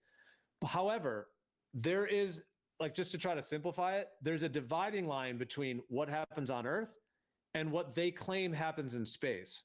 And that's the difference. Like, these engineers have not been to space. They haven't. So they're only given data models and information that they're given that they then have to fit their engineering into. And when they complete an engineering project, they literally hand it off to another department. Like the department that claims to launch like satellites or launch these things are like a separate department. So that's a whole question, the way that it's compartmentalized. So I'm just saying that, like, my understanding of it, of how this deception is being pulled off, is that there can be many people that are civilians that went through school and college and they learned a lot of things, a lot of information, and they are doing real professions. It just depends on whether they're able to actually verify that boundary line between what they're doing on Earth and the models they're being given versus what they're told is happening when this, you know, the claims of these things going to quote unquote space. And that's where there could be like a propaganda cutoff point where they can be giving us the images from space. And meanwhile, the people on the ground, even working for the entire space agency, don't know that they're not actually going to space and that the Earth isn't a sphere. Okay. There's no argument to that, right? Because I mean that's literally just saying no, space doesn't exist, so therefore everyone's wasting their time and money for no reason. The really interesting part, though, bro, is that if you look at some of the stuff that we're doing these days, especially you go over to the Ether Cosmology channel where they're breaking down the science, and even like I just sent you a thing up from that I posted, Why Would They Lie? And then there's a section in here from Michael Brenner that I made up a bunch of comps from his answers on Quora, and he explains very plainly that the orbital mechanics doesn't even work physically. Like the physics doesn't even check out, bro, for any of it to work. So one Literally. guy said a thing. I know it's hard for just to take that from somebody that's just saying it to you, but if you really look into it, you'll find out the orbital mechanics doesn't even work. So I have looked into how the orbital mechanics actually work, and whatever that guy's talking about, I don't know what he's talking about because I never heard of that guy. Well, there's a difference between kinematics and dynamics, right? Oh, you can have a kinematic concept. I thought Whitson wasn't right, here. with just rules that says, okay, we're gonna cancel this force out, and this is gonna make it work. But when you add the dynamics to it, it doesn't work, and it's complicated. Not to go into that argument right now, but if you really want to know, yeah. If you could find just out that the physics on its face doesn't even work in so many ways, it's ridiculous. Yeah, just link it, and I guarantee you that it's just it's in just this section. Just scroll down to Brenner compilations. It's in this list of things below us here, and it's just scroll down. Brenner compilations. He takes a very academic approach to it. So just to let you know, so I mean there's you know a academic, however you said, approach at something, and then there's an not understanding the what they're saying, right? So I'm gonna watch this, and I'm gonna point out all the things, right? So things that are being said and cherry picked and whatnot. I mean that's what you have to do. You have to cherry pick. Like I know Witz is not here, but he cherry picks Einstein all the time, right? That's your assumption as well. Okay. All right, hold on. If you guys, let me just say one thing. If you guys want to continue on this, you can. But you did say something to me, and I wasn't able to respond. Oh yeah. I just want to make clear real quick. I'm not asserting space doesn't exist and this is the reason. I'm not doing that. What I was just saying is that even from the perspective, like if they're not going to space, the question is how could they be pulling off the deception? So just to go back for a second, I wasn't trying to say like, hey, this is the proof of space because it's possible. Or sorry, this is the proof of space being fake just because it's possible some dude could be an engineer and not know that the things are not actually going to space that he's making. So anyways, I wasn't trying to use that as, because you were trying to say that I'm just claiming, oh, space doesn't exist and this is the reason, where it's the opposite. I'm more just putting forth like that it is possible that somebody could be working for a space agency and not actually know that there is no medium of space.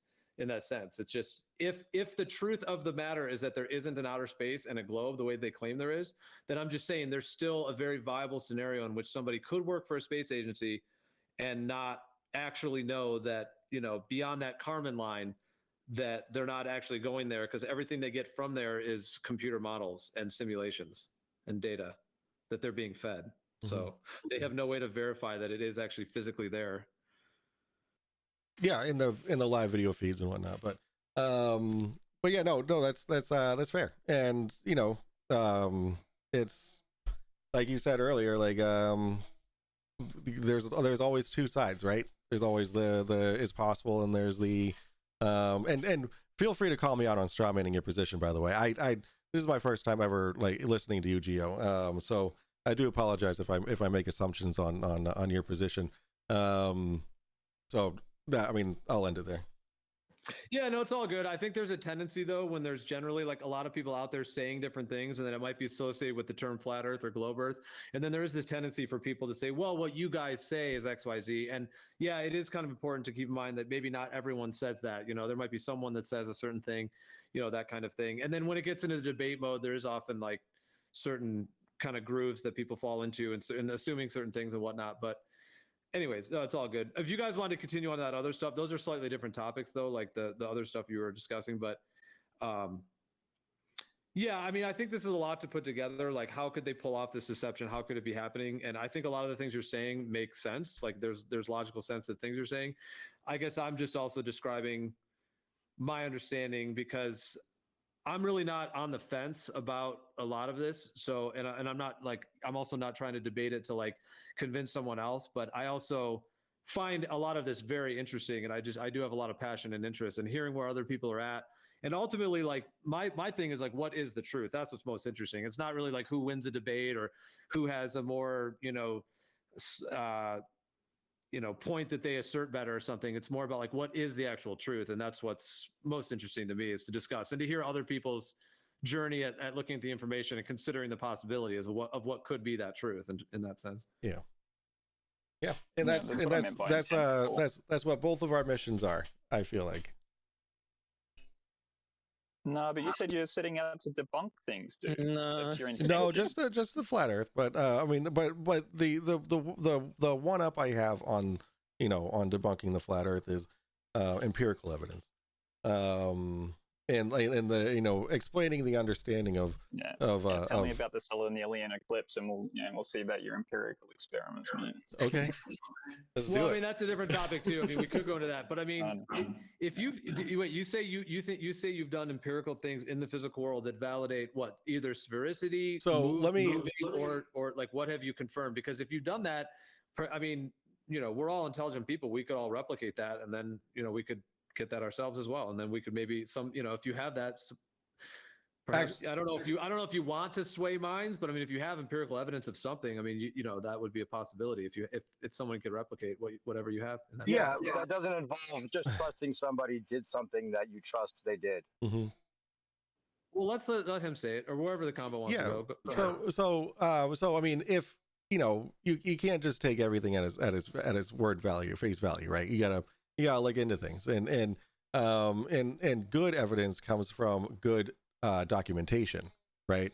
So if there's an experiment being done and every single aspect of that experiment is being photographed and recorded, all data, all angles, all everything, right? Heights, refractive, properties, things like that. That's, I'd be more willing to go with what they're saying versus I shot a laser across a lake and I saw it on the other side, right? So like there's no like. So it's just about how elaborate the test is and how well they document it. That makes it real to you. Well, I mean that makes it more. There's more evidence, right? It makes it a more solid. So and then quantity over quality, right? Well, I mean, there's a lot of quality and quantity when it comes to evidence for the globe Earth, but the quality, if it's not really accurate and it's just a part of a deception, then it wouldn't be quality; it would just be quantity, right? But it is all quality. Okay, Well, but which yeah, but how do you determine that? You have to determine that by doing your own validation of it. So- you can't just say it's Yeah, quality so let because me- you trust them. Right. So let me go on and say that there are some experiments that I'm going to be doing myself for the Drunk Debunk show, including the pendulum, the full holds pendulum. Oh my god. But yeah, that's gonna be a lot of fun. I can't wait. They actually have one bro. down at the Museum of The Science. pendulum's just an interpretation. Like whether it's caused by one thing or another, it's just a matter of you just claiming that the full cult is because of the rotation. I mean, you can say or that, but some I other mean, factor. you can say that, but How do you prove it's caused by the rotation though? so actually, what I'm going to be doing is they have a pendulum at the Museum of Science in Boston. It's right when you walk in, right? It's a vacuum chamber room with a window, and you can see the pendulum constantly swinging, and they actually have like these little things. So for every hour, it rotates 15 degrees. So every 15 degrees, they have like this little domino thing, and it hits it, and then it resets, which is really freaking cool. So what I'm going to be doing We've is gone over a lot of these. Yeah, that's interesting. Yeah, it's a great. I mean, a lot of those, especially that one, I imagine has gears. It has a gearbox and magnets to help it keep it going. They don't start on their own either. You have to make sure that you get them started. There's lots of debate we've gone over on the Foucault pendulum. I wouldn't waste your time with that one, just to be honest, because it's been kind of like kicked to the curb on both sides of the argument, or not maybe both sides of the argument, but it's been argued out to death. You can't say that it's the cause of the Earth rotation. That could be an interpretation of the reason it's swinging, but you have to have direct measurement of the Earth moving for it to actually mean anything. okay. So and then another one I'm going to be doing is the gyroscope, not the laser gyroscope, because I don't have $20,000. Thanks, Bob. But Same thing. Oh, wait, before we go, but it's the same. It's the same result for all of those experiments. So what you're saying is what the result of these experiments. Interpretation. By the way, just for the That record, result. trying to ridicule Bob Nodell with a thanks, Bob, is really just desecrating the deceased, and is really not legit to do that. I mean, you did us a favor.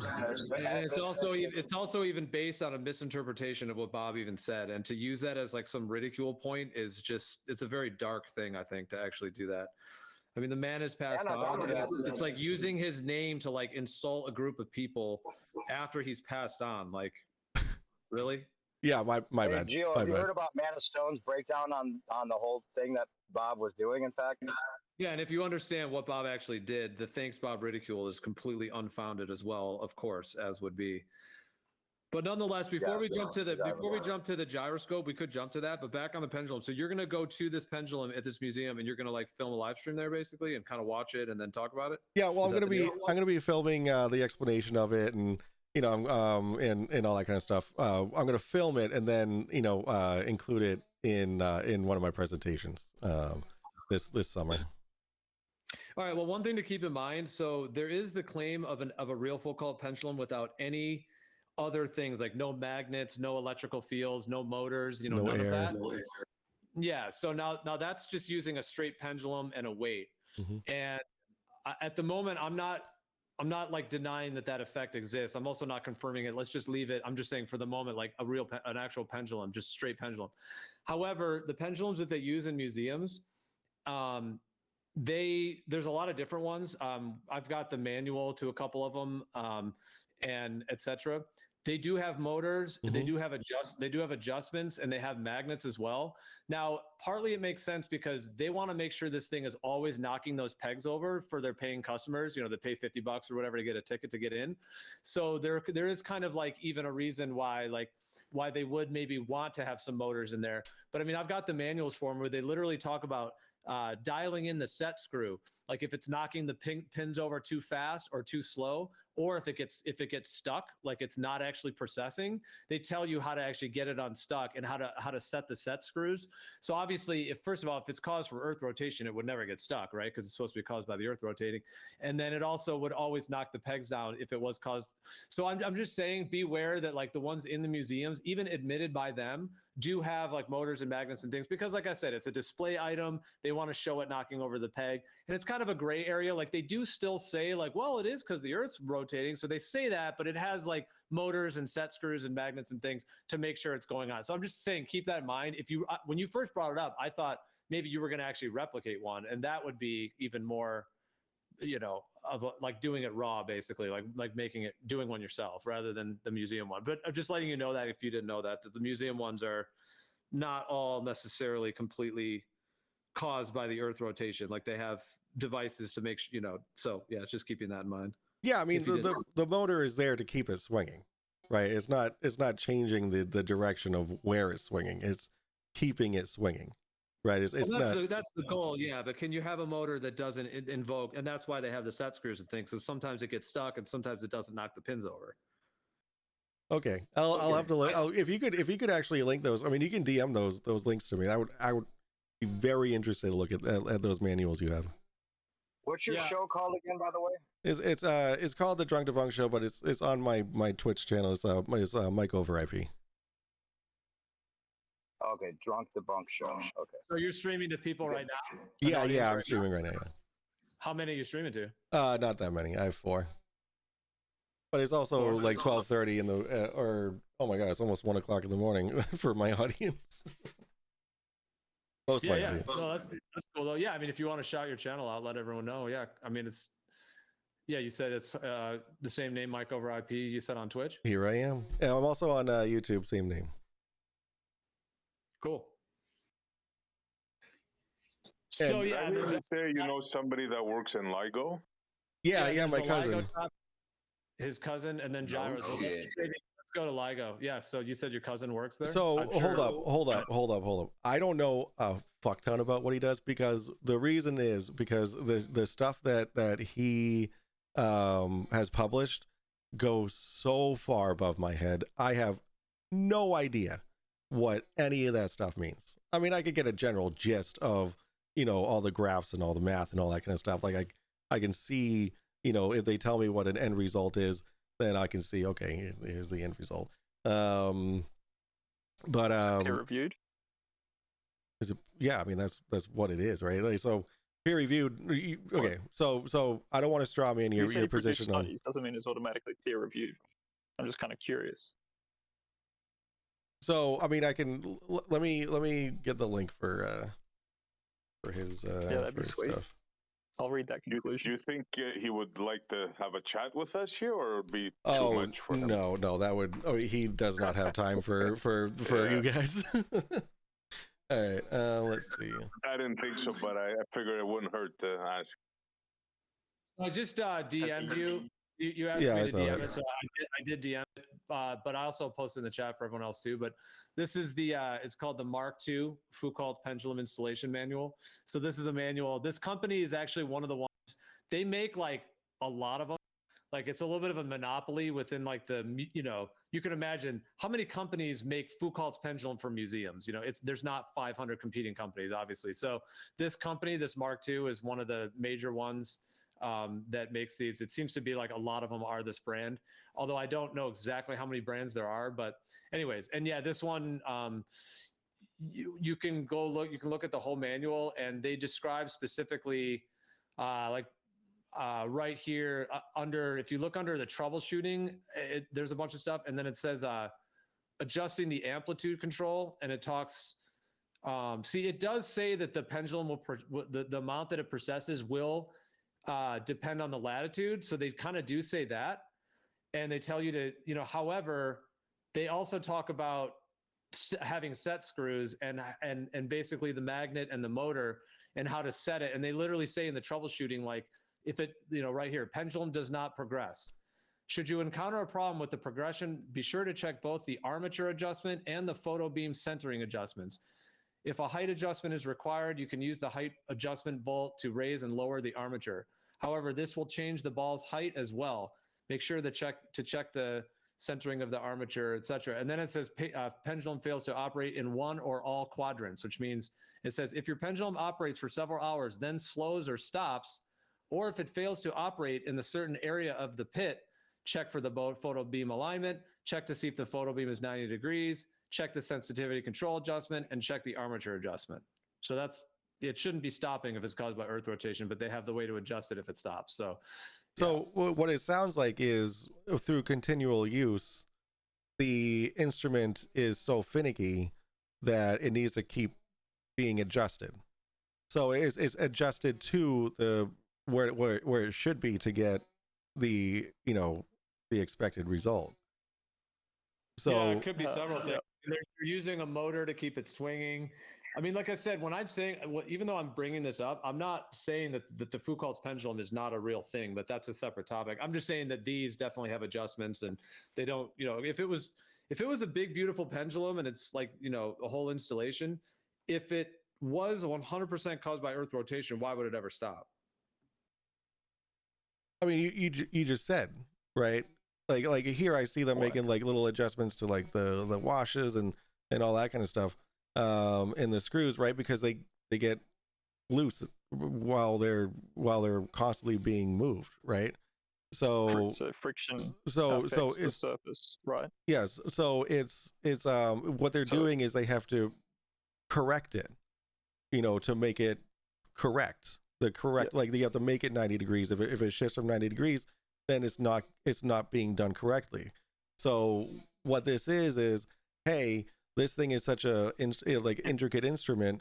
It will need to be tweaked to get back to where it should be for the correct But if you're controlling for the adjustment, dude, wouldn't that indicate that you're putting the cart before the horse?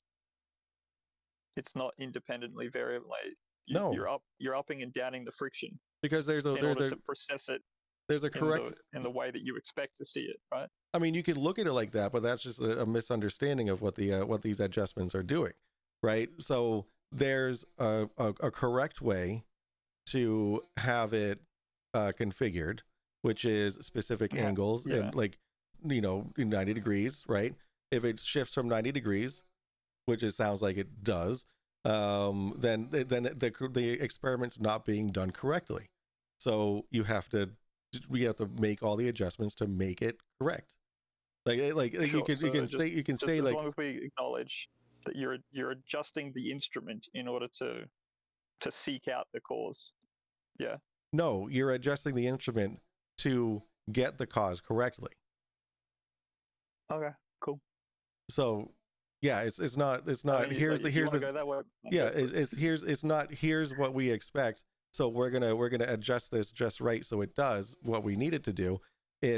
We need to make sure the photo beam's at 90 degrees to the swing, because if it's off, then it's not going to have the correct reading, right? But the only way that you're sort of how have you come to garnering? How have you come to a conclusion without reading the whole manual yet, though? You're just winging it right now, or yeah. I'm looking it over quickly, but I'm not seeing how anything is being manipulated to such a way that it's meant to give a predetermined result, right? Because the instrument is not designed to science is to falsify, right? So you're going to come up with experiments to try and falsify your hypothesis, right? You either falsify it or you correct, or it's correct, right? Well, here's what I would say with this particular thing. I would say, this is my full download on it, my understanding of it. The quote unquote mainstream who and then the company that makes this, obviously they believe the Earth's a globe. In this manual, they do say that the pendulum will precess due to your latitude because the Earth is a globe. They literally say that in this manual. Mm-hmm. So that is what they're putting forth. However, the thing, like you said, it has to be run by a physical motor, because a regular pendulum is not going to go for 12 hours a day or however long the museum's open for, so they need it to keep going, like I said, to knock the pins over so people can go, etc.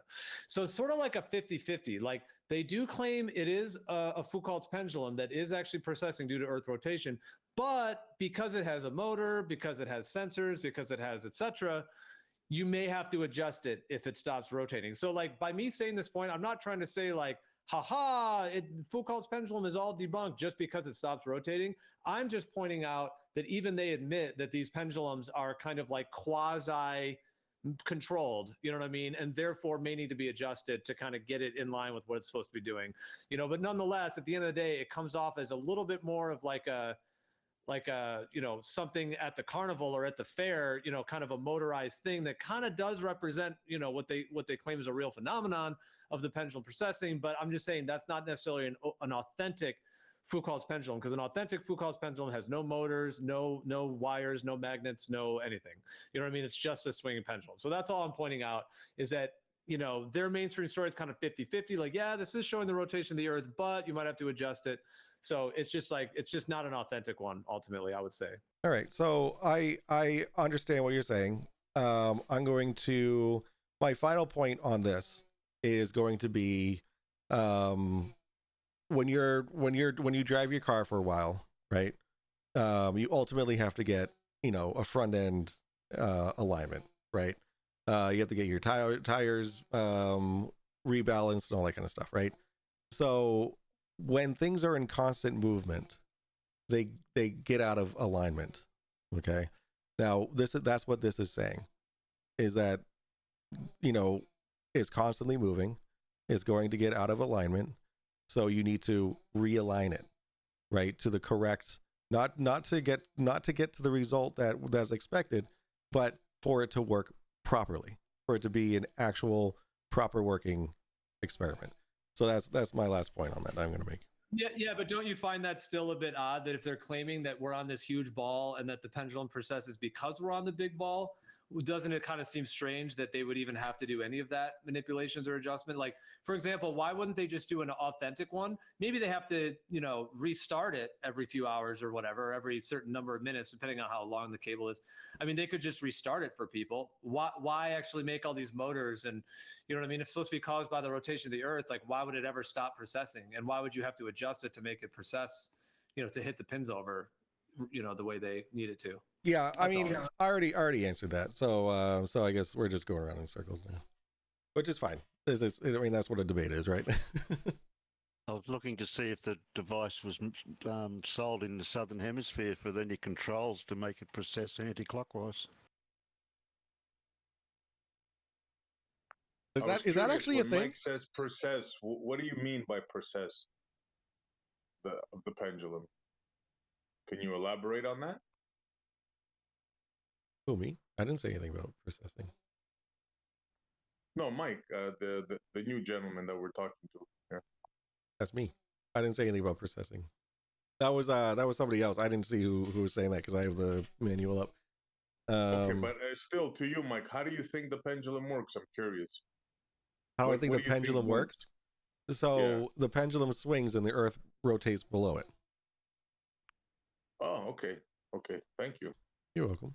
Because a lot of people make the mistake, they think the pendulum processes. I've heard a lot of people, even on YouTube videos, a lot of people making that mistake. So okay, I'm glad that you know. Yeah, it's kind of, I mean, the same idea with the gyroscope.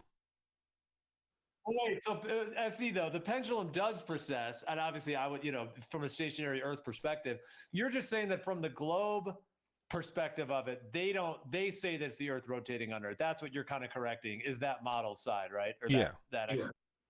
Yeah. Because in their model, right, the pendulum swings back and forth without processing. The role of the pendulum has one role, just to swing back and forth. And the Earth processes underneath, like Mike said. That's their model. Yep. Now, a lot of people don't misunderstand that, and they think that the pendulum processes. A lot of people, even professional videos on YouTube, I see it all the time. They make that error. Honestly, I've never seen that error before, and that's, you know, I've like, you know, YouTube Academy is where I got you know, a lot of my information on the Foucault pendulum, but no, I have seen it, and and a lot of people I've heard say it. Yeah, it's a common misconception. Yeah. All right, guys. Well, I gotta get out of here. I gotta go to bed, and I gotta say, I haven't had my brain prodded like this in a very long time. So I appreciate the conversation, and you guys welcoming me in. Gio, thank you for. Looks like you're the host of this. Well, no, we all host it. Oh, I mean, okay. it's yeah. I mean, it's not. I mean, I was the one that initiated, created the server, but we, you know, I mean, I've kind of been active, so I've been more in hosting mode. But you know, we have different live stream hosts and moderators, and so we're streaming all the time and different things. But yeah, I mean, these last few hours I have been pretty active. But yeah, man, no, I mean, dude, cheers. It was great talking with you. I really appreciate everything, man. That was really awesome. I really just appreciate. Might have gotten a little heated at some moments, but Yeah. that's all good too. And That's like, what happens.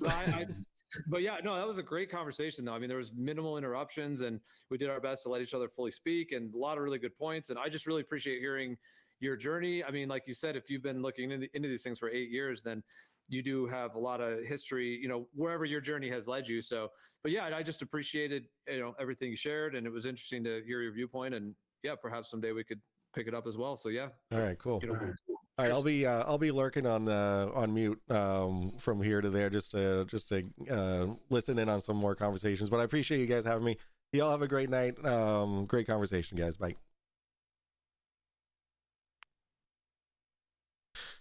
Oh, that was actually like I saw Andy. I'm sorry I wasn't reading chat, but I was balls deep into that conversation.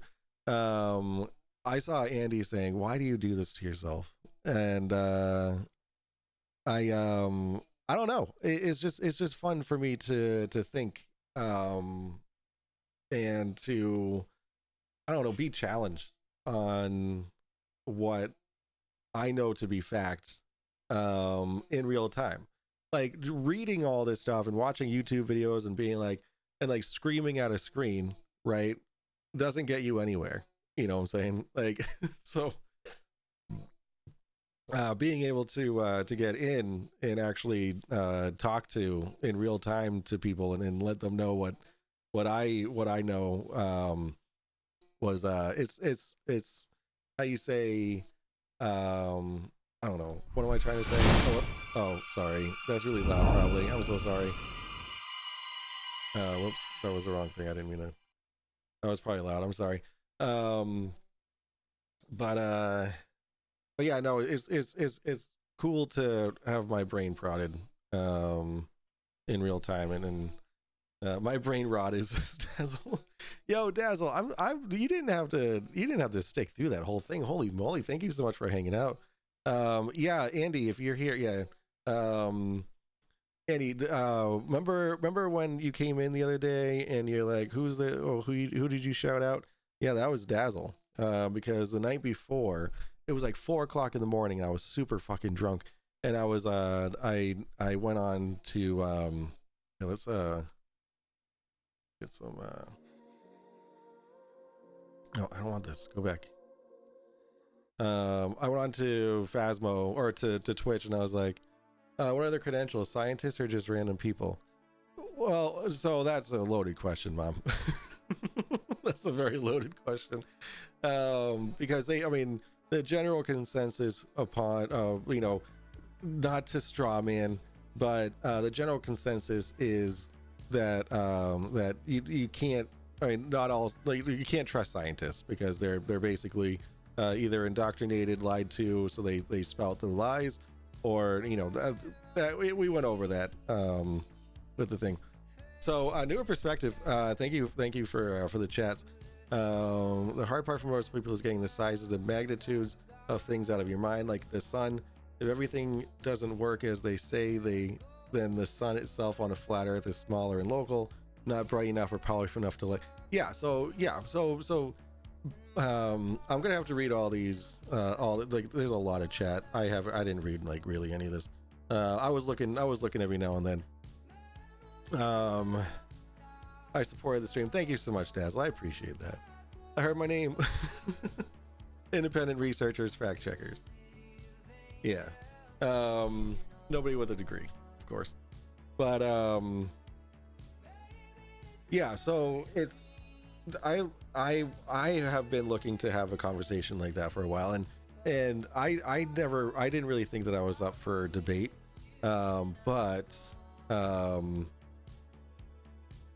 Wait, what interesting also that the size they say sun compared to Earth, think about how that little tiny ball Earth could block 100% of the sunlight on the moon. Wait, what do you mean block 100% of the sunlight on the look at the oh, I thought I with that first thing I read, I thought that you were Glober. My bad. Oh, just a little cloud passing by the sun blocks so much of its heat and light. Yeah, it's crazy, right? Like a lot of the things that flat earthers say that are tons of flat earthers have science degrees. Oh, all right. Well, you can show me one other than you. You have a degree in science? A degree in what? Yeah, that's I'd be very interested to know. What do you mean by block 100% of the sunlight? I don't understand. It's relevant just in the magnitude of sunlight heat isn't all that powerful with the cloud example, which might help you get how if it's less powerful and much smaller, it can go away and not light up the whole Earth. I mean, it might not light up the whole Earth, but you would still see it in the sky, right? Also, ever notice how much a change in heat there is when there's just a few degrees change in the sun's position? 93 million miles away, you wouldn't expect. So, I mean, that's again, that's a flat earther saying, well, it should do this and it should do that. Why should it?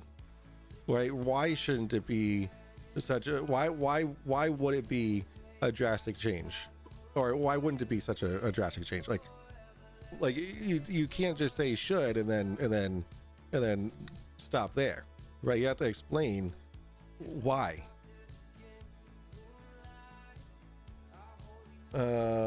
Like Facebook fact checkers.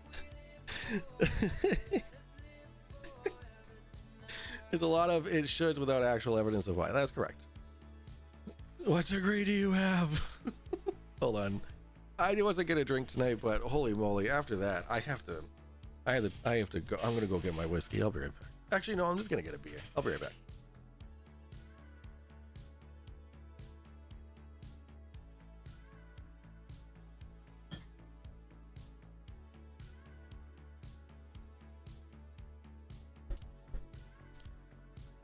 Yeah, but no, that was a lot of fun. I love having. So one of the things that they said to me was, you know, what measurements have I? Oh my God, I ate spaghetti earlier and I dropped some on my shirt. Like what measurements have I done? Right? If let's go back to the mechanic analogy here, right? If I was, I don't even know. Like, what am I trying to say? I don't need to do my own measurements to make sense of somebody else's measurements. You know, like that's such a backwards way to how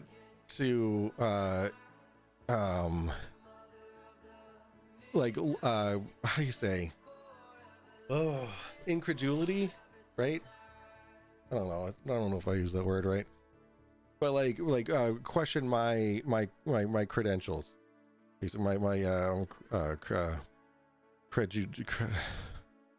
English is hard. There's a lot of it, yeah. I was staring at the screen trying to understand. Well, so the thing is that we were talking about a lot of things that you'd have to be fully aware of, like all the different experiments and whatnot. There's the Foucault pendulum, there's the gyroscopes, there's a laser ring gyroscope, which they all measure a 15 degree per hour rotation. And then there's the misunderstanding of what the Michelson-Morley experiment was. That I went over on my flat earth debunking video. Let's see. I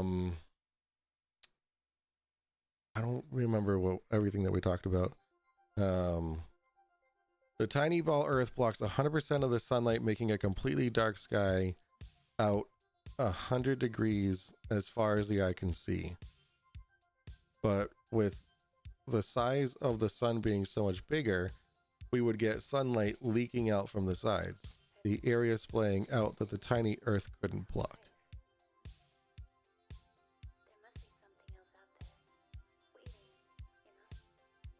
Tiny small Earth blocks 100% of the sunlight, making a completely dark sky out 100 degrees as far as the eye can see. Okay, so what you're saying is that because the sun is so big that we shouldn't have a nighttime?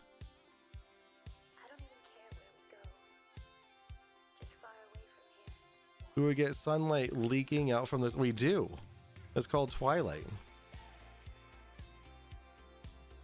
Like we absolutely do have light leaking out from the sides. 100%. The rotation being the cause is just the chosen interpretation. I mean, you can say that, but that's not. But it's literally showing that the surface beneath you, beneath the device, is moving. Right? It's like a pendulum swinging freely in its own frame of reference, right? And then the ground underneath it is moving, right? That's showing that the ground underneath it is moving. I don't understand how that would be any other interpretation. Like what else would be the interpretation? I'm not interested in fighting or arguing with anyone because that's not what I come to Twitch for, but it's always shoulds without evidence and science to actually back it up. Like what I said about going into the shade versus the cloud, no explanation of what the actual difference was. Yeah. Banhammer. Oh no, don't banhammer. No banhammer. Nope, this is exactly what I want. I came to Twitch to game and be funny. Hell yeah. They're not doing anything brand worth in the slightest. What degree do you have? Yo, Karen wants to know. Karen wants to know. But yeah, I mean, with my own personal journey of wanting to be more educated in things, the Drunk Debunk Show is definitely, this is not the Drunk Debunk Show, just letting you know. This is just me hopping on and talking about Flat Earth, because I didn't really nothing I did was research for this topic. However, I do have a ton of notes on 9/11. It's crazy. He told me he wasn't going to be on today, so there's that. The only degree they have then is what they find on a thermometer. Yeah, and I mean, if you go by MC Toon, I love how you can tell when you're talking to a flat earther, because they'll call MC Toon Mick Toon. But his real name is MC Toon, like M.C. Toon. Here's a question: if there is a pseudoscience posing as real science, then wouldn't we all want to know rather than just assume it couldn't be the case? I mean, yeah, of course. But it's not pseudoscience. Pseudoscience. So real science can be falsified, right? That's what science is. Science is can it be falsified? I don't want to know because my brain doesn't reach that far. That's fair. That's fair. Then do the research without assumption. What? So that's where you're like, I have done the research. Like, were you there? Were you not there for that whole conversation? I have done the research. And all I see is just misunderstanding of the explanations and saying, well, it shouldn't do that, right? I should feel the speed of the rotation of the earth. I should feel the movement in space. I should feel all this stuff, but you never explain why you should, right? There's never an explanation as to why should you do this? Why should this happen? So, if you want to answer Karen, how much wood could a woodchuck chuck if a woodchuck could chuck wood? A woodchuck could chuck all the wood if a woodchuck could chuck wood. All right, I want to drink this beer.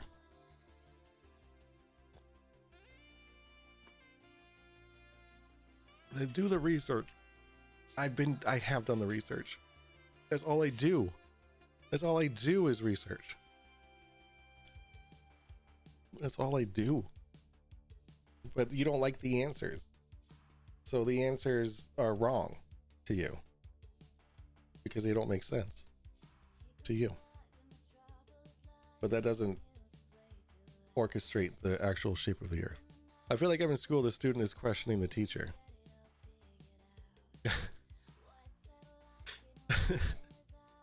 I like that. However, I am not a teacher, right? I have this many degrees in anything. Okay. Actually, I have my master's in YouTube Academy. But I still understand the basic principles of how things work. 0 degrees. I have certifications, right? I have IT certifications, but that doesn't prove the shape of the earth, unfortunately. All right, well, here's to you guys hanging out with me tonight and listening in on that conversation. I'm still, yeah, you're never gonna get answers, dude. That's the they spout their scripts and what all their Papa Flurfs say and all that kind of stuff, and then that's it, right? You're never gonna get an answer to your questions. Whoa, what certification? Which one?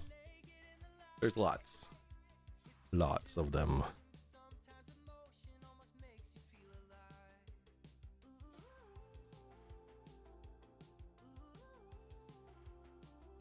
Also, really quick, I got a plug real quick.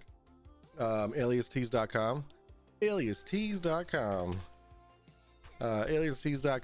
Go and pre-order the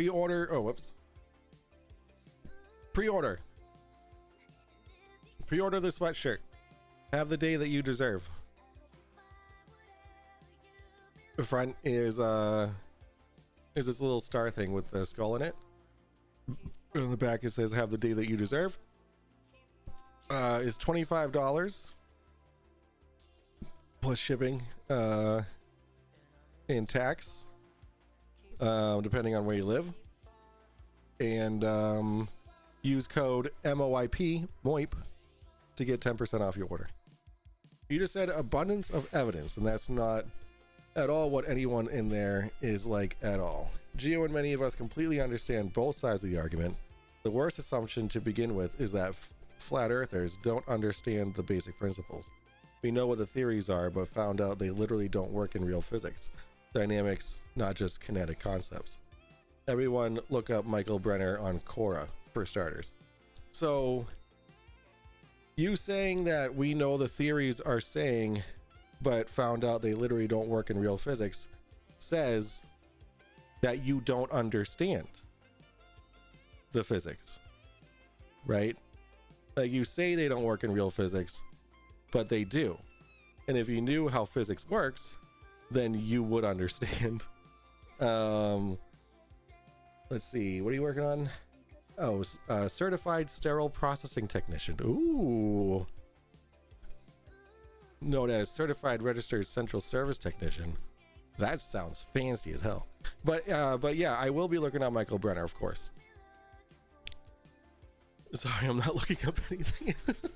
I think that was to me. Yeah, I'll look up Michael Brenner. There's your assumption once again. An unfounded assertion in fact.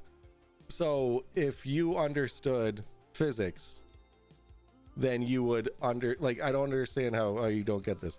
So you say that you do understand it, but then you're saying that you don't understand it. Is you like in those two sentences, you contradicted yourself.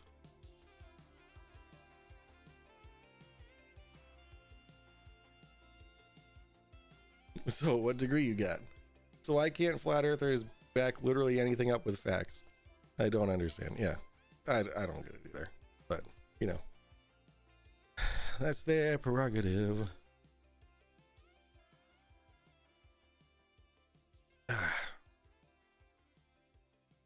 I don't know.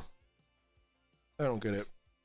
Like saying that you know what they say on the other side is let me go into studio mode. Go to here. There we go. All right, now my logo's not gonna go. All right. Are you hopeless or do you want to find out? Do I want to find out what? Are you threatening me? Is that a threat?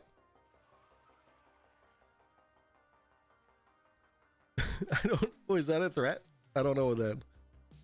Like, is that like a fuck around and find out kind of thing? I want to find out what degree you get. You listened to wits that you said. Doesn't seem like you understood him. Oh, I understand him. Absolutely. I understand that he's lying. I understand that he's cherry picking.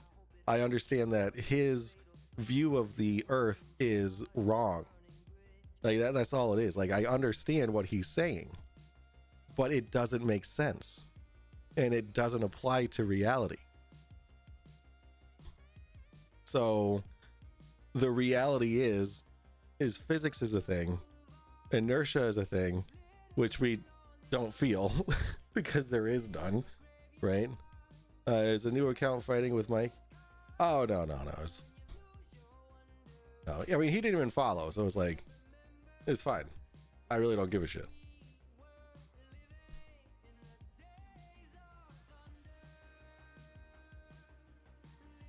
If we live on a spinning ball, probably seems like a threat. I don't know what that means. I don't know what that means. But yeah, rule 1. Gotta lie to Flurf. Okay. So that's what Witsit does. That's what David Weiss does. This is actually a really good one. I'm sure that we all love Cyman Dan.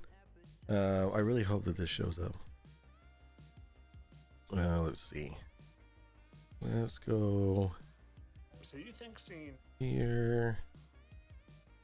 Go here.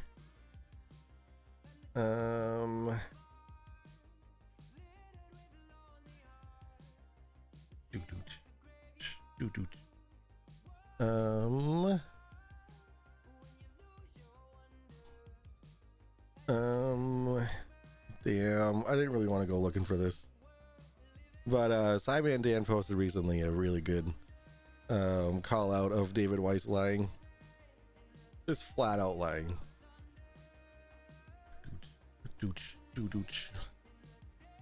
I think he's saying it's a threat. I don't care. Do you want to know if we live on a spinning ball is what I'm saying, not threatening you is my clarification. I did want to know, and then I did know. Anyway, happy Mother's Day, spoiled grandmas, moms, wives, etc. Yeah, my wife's getting spoiled tomorrow. Absolutely.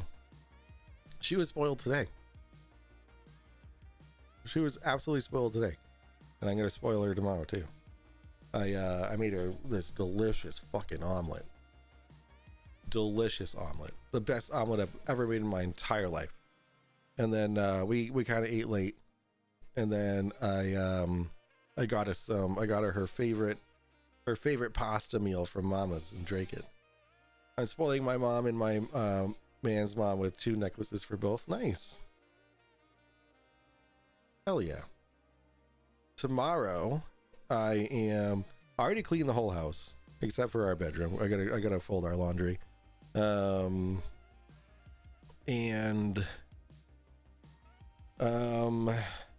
making her carne tacos, if you will, with like I'm gonna be pickling some red onions and like it's gonna have delicious stuff in it, like real fancy tacos. And then for dinner, I forgot what she said she wanted for dinner, but see, the way to my wife's heart is with food, so food and cleaning. That's what my wife asked for, because we're broke, so like all of our money goes to the baby and to the kids and to bills and shit. How do seasons work on a flat earth? Because it's spring, summer here in the US. What is fall, winter in Australia? So, not to straw man anyone's specific position. I need another beer for this. I'll have an answer for you in just a second.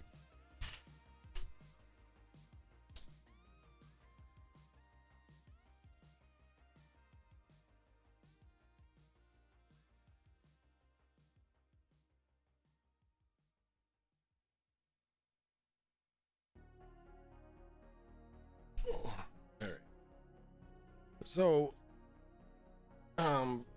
I wasn't streaming at this point, so you guys didn't hear if Australia even exists. So Geo was saying that he doesn't believe that the sun is a spherical object. He believes it is a luminary. Okay.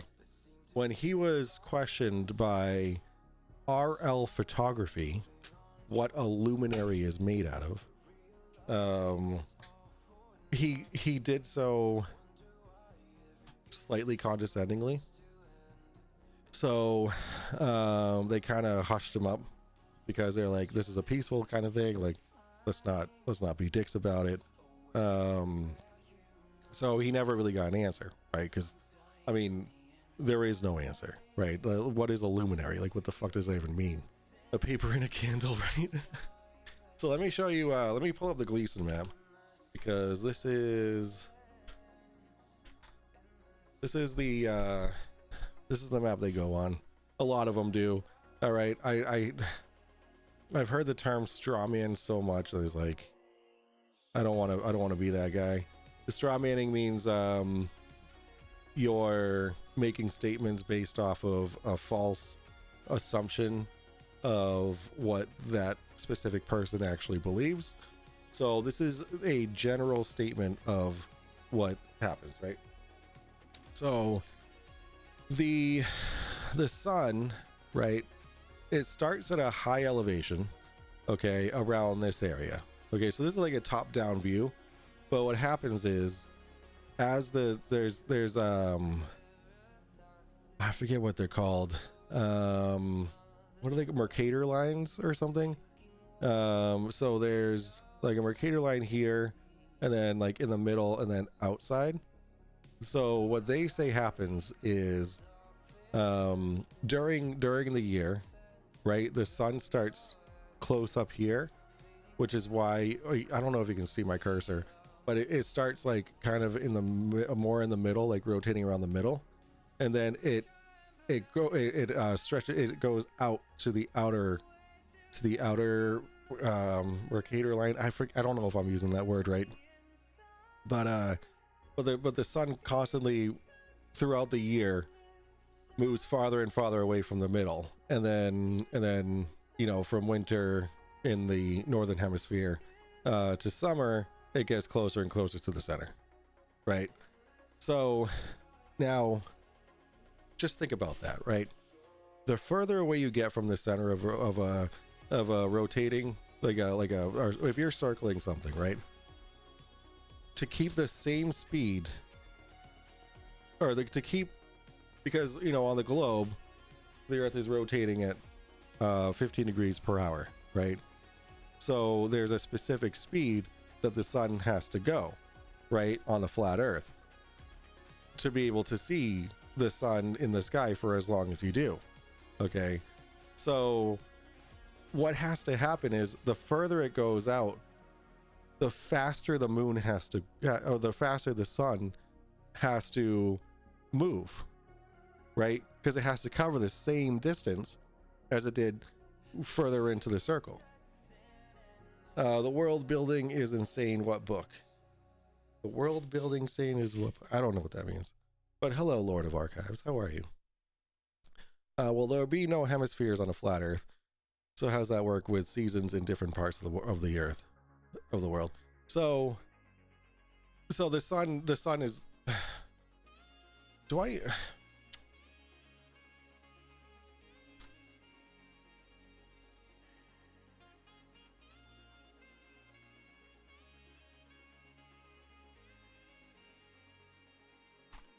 Now there is a. Here we go. So look at this. So this is basically what I'm talking about, right? So the further out the sun moves, the faster it has to move in the sky. Okay? And we're talking Mach speeds here. We're talking constant sonic booms, right? For an object to be moving that fast in the sky, it would be insanely fast. It would be loud, right? We'd be able to hear the sun passing over us. Look the further out it goes. I don't know. Yeah, so now it's in the middle, so it's closer to the middle, so it doesn't have to travel as fast. But once it's out on the outer rim, that thing, look at how fast that has to travel. Look at how that is insanely fast that the sun has to travel in the sky. Insanely fast. So this is basically how seasons work. The sun is just closer to that area, right? So it's winter up here right now, and it's summer in Australia in this situation. And then over here it's summer in the northern hemisphere, and then it's winter in the southern hemisphere.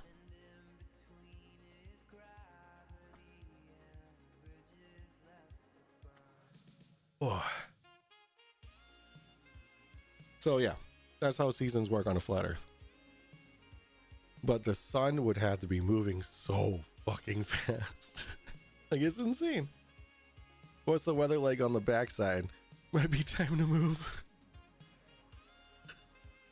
Yeah, it's and then there's, I don't know if I was streaming when we were talking about this, but then Geo goes, well, there's not one, there's thousands of different flat Earth models. There's thousands of them.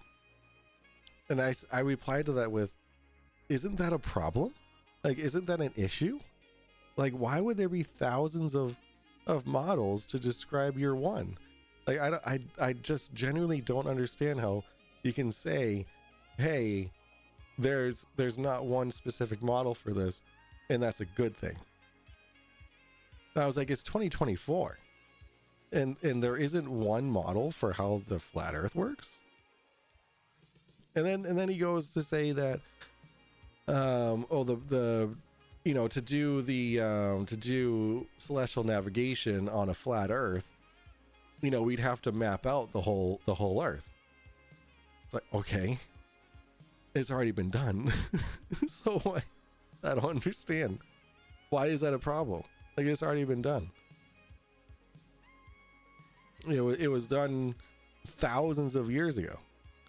But whatever.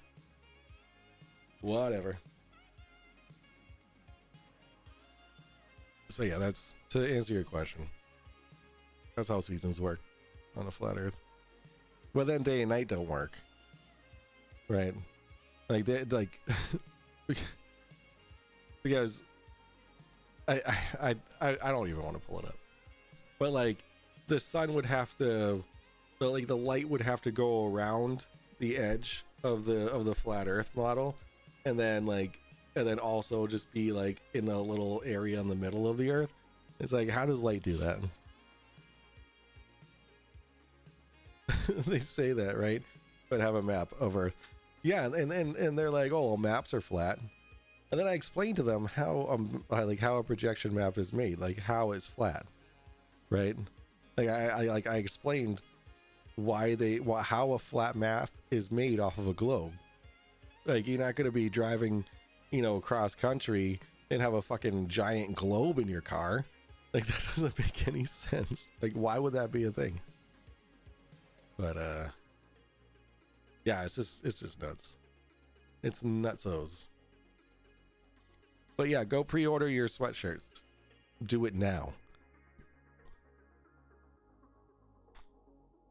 Go pre-order.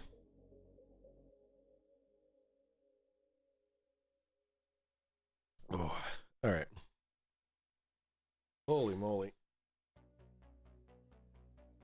But yeah, apparently that Discord channel or server that I just joined, and like there was no vetting process or anything. Anybody can join this channel.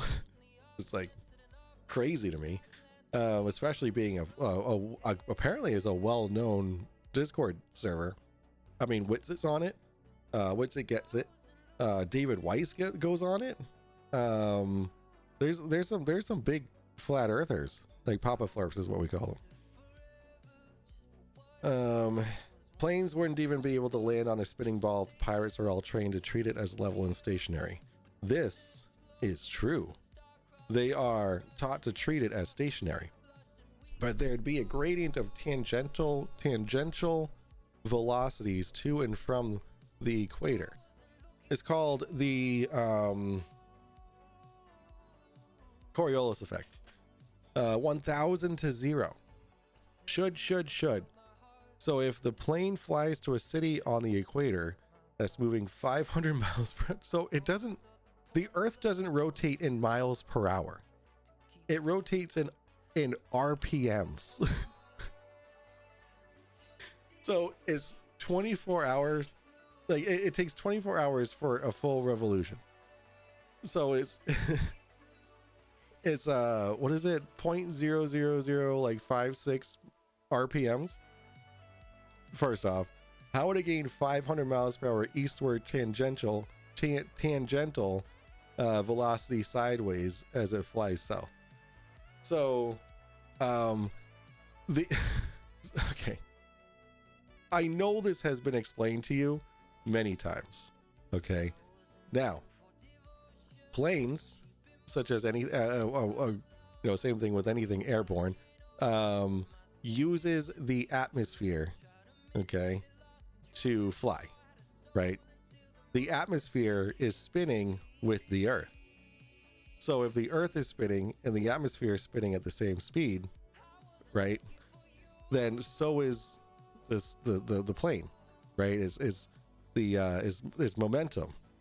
Okay, so they're trained to treat it as level and stationary. So that doesn't mean anything, right? Because with the way that momentum works, it basically is level and stationary, right? And the curvature of the Earth is so, like, the Earth is huge. Who said that? What is that? Oh, thanks for the follow. Appreciate it. The Earth is huge, okay? Gigantic.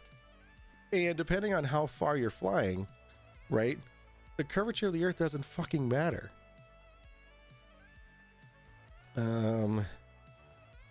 They are taught to treat it as stationary because it basically is with you know the conservation of energy, right? There's no reason to treat it as anything else. Like I don't understand what and with that whole thing that the plane flies to a city on the equator, that would mean that the atmosphere is also changing speeds. Like it doesn't do that. How would it gain 5? Like that's again, that's a misunderstanding of facts of how physics works. It's just a misunderstanding. Like you don't understand how physics works. So therefore you're going to say, well, it should do this, right? That's not that's not how it works. Like, show me the math that you came up with that you have. Like, show me the equations, right? Just throwing out numbers doesn't mean anything. Personally, I like to gaslight flat earthers and ask if they ever wanted to try and get to the edge.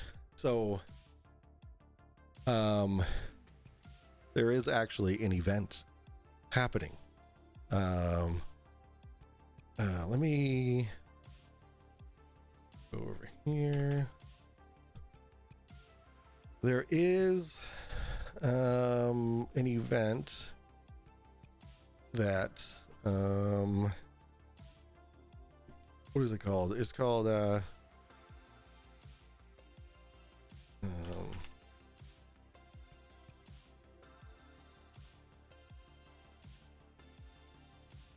Conspiracy Tunes. Here we go. So it's called The Final Experiment. Okay, we're gonna watch this together. All right, here we go. This is my boy. You ready? Flatties will run. I predict the flatties will run to the hills. They will run for their lives. What am I talking about? Well, I'm talking about a mysterious new YouTube channel called The Final Experiment. And something is in progress here. It showed up about 2 months ago. And there's been 4 videos so far. The first one talked about this isn't what I was looking for. I just want the he posted the whole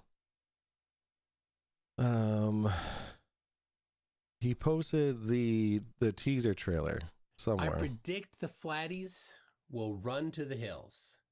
They will run for their lives. What am I talking about? Pretty excited about that. In total, that surrounds it. Tell me you don't understand gravity without telling me you don't understand This is great stuff. gravity. Prove me wrong. Continuing with the theme of requiring precisely zero science to show that Flat Earth is the dumbest hoax on the entire internet. I keep saying that every week. Hello everybody, hope you're doing well and thanks for joining us for another video. I created the very first Flat Earth clues. Does the Bible say the earth is flat? The answer is no. Absolutely not. Now, how is the earth causing the shadow on the moon? GPS? Well, the G stands for global, and it works really well. How is it in 1961 they're writing computer programs and So what I was going for this was that the final experiment is like all these people that you're seeing right now. These are all popular flat Earth Papa Flares and flat Earth debunkers. Okay, so that's you're seeing like kind of both sides here. So the idea here is that all these people were invited to go to Antarctica. So that's what this is a mass experiment on Antarctica. The issue with that, right? First off, Antarctica is the size of the United States, right? It's fucking huge. Okay. It's incredibly dangerous to be there for an extended period of time. It's an inhabitable place where science is done with the proper equipment and tools. Okay. So I am very excited for this.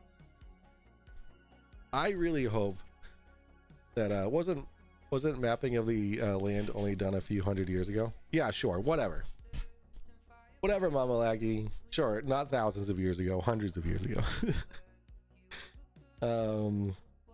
Why do we have no evidence of the edge? We do, actually. It's called Beyond the Ice Wall. Ready for this?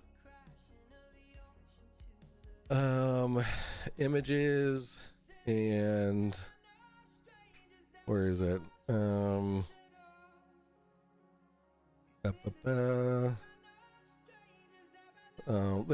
So there was this picture going around that was on like the Flurf sites and groups and whatnot, showing like the ice wall and then like a futuristic village or city right next to it, and and like people are like, look, there's video evidence of, or picture evidence of what's beyond the ice wall. It was AI generated. It was a hoax. So funny. What is the airspeed velocity of an unladen swallow? My Jesus Christ. The atmosphere isn't argued as lockstep any longer because of fluid dynamics. And the atmosphere accelerating the plane, the extra amount doesn't work anyway. Why? Winds blow in all directions, and no ball earther can answer this one. There is no mechanism to make the plane be a one-to-one relationship with the rotation. Yes, momentum and conservation of energy. It would have to be such a perfect sync that the pilot just always treats the runway as stationary. That's correct. That's correct. You answered your own question. Yo, Cody, what's good? I have a headache in my teeth from that shit. And even if he were trained to accelerate the plane to catch up to the city it's landing in, he'd have to somehow keep the plane rotating sideways with the Earth as he slows to land and stop in a perpendicular direction south. So even letting the conserved momentum of 500 miles per hour be a thing, the plane would need 1,000 miles per hour eastward tangential velocity to be in sync with the rotation of the equator. Okay, so what if I told you that when a plane flies to the west, it's actually flying at negative 500 miles per hour? What would you think of that? What would you think? Damn, I'm a better shot than I thought. Apparently I'm hitting ducks at 500 plus miles per hour. Yo, what's up, Mandy? How you doing? Sometimes hoaxes are made to make the idea sound and seem more ridiculous than people already want to assume. Now, the biggest hoax here, okay, is the flat Earth. Okay, and that's what we're talking about. It's a hoax. Okay, there's a reason why so few people believe in it. Because it's just not true. And people who do believe in it just don't understand physics. You say you do, but you don't. Because if you did understand physics, then you would understand the globe Earth. That is as simple as that. My niece just finished Navy boot camp and they sent her to Norfolk. Yo, that's crazy. Okay, listen, I might be a big guy. Okay. I might be, I might have muscles this big, right? But there is no way that I would make it through boot camp. Absolutely not. I know the kinematic concept very well, but the dynamics need a mechanism, not just a rule that says the atmosphere makes it work. Physics is dynamics, kinematics are just maths. Sure, cool. But you still don't understand it. Because if you understood it, you'd understand how a plane flies. Andy, can you just tell Andy next time I do this, can you just hop on and just explain how planes work? She said they made her run through a gas chamber thing. Oh yeah, they don't they use like mustard gas and shit on you, and like pepper spray and all that. Oh, so understanding is believing.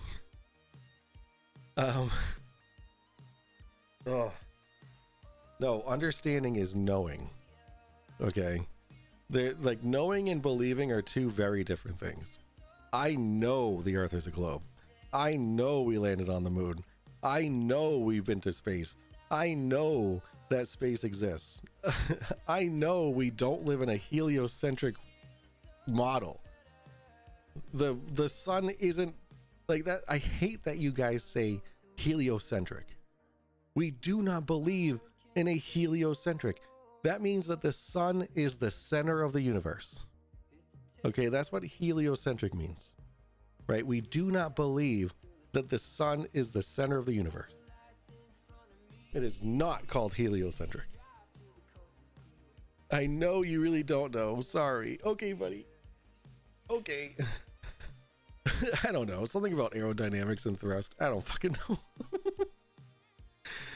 You believe the atmosphere makes it work because because the planes use the atmosphere to fly. Triggered much? You call this being triggered? The world is flat, says Mandy. Why don't they talk about the lady who just turned 19 and is going to be the youngest ever to go to space? Well, because space doesn't exist. I'm more apt to trust a scientist than some asshat on Twitch who doesn't have the balls to say what degree they have. Oh man, this is good. This is good. I was supposed to go to bed a while ago, guys. It's almost 2 o'clock. This is how it always works. This is how it always ends up.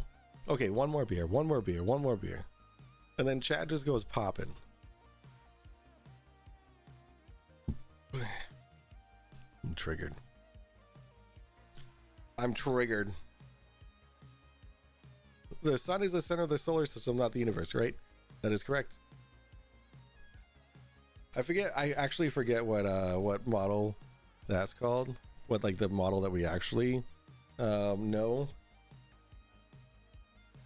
But it's not heliocentric, because heliocentric would be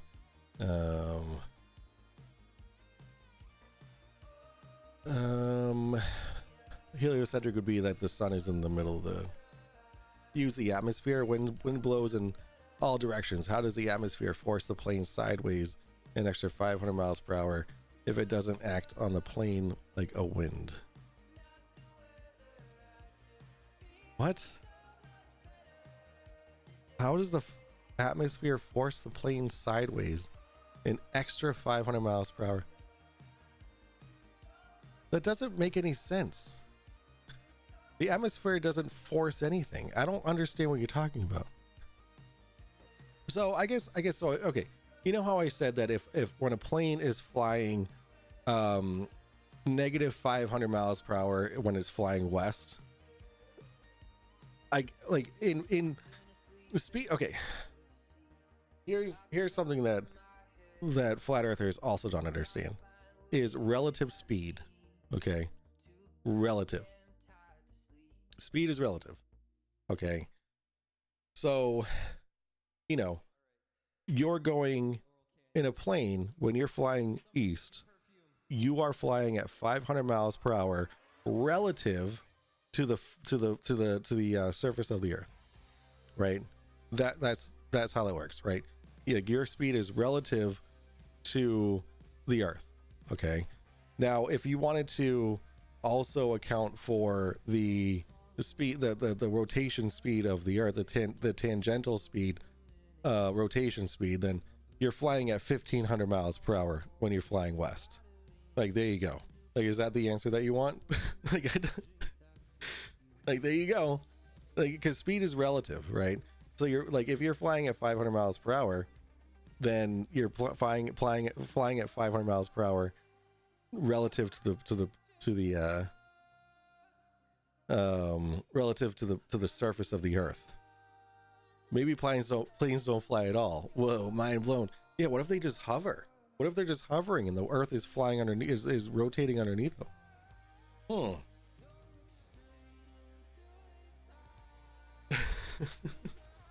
It's just a misunderstanding of how it actually works. Relativity. How relativity works, how physics works, how the atmosphere works, how weather works. Because weather wouldn't be a thing if the earth didn't rotate. Okay? Now, try that on for size.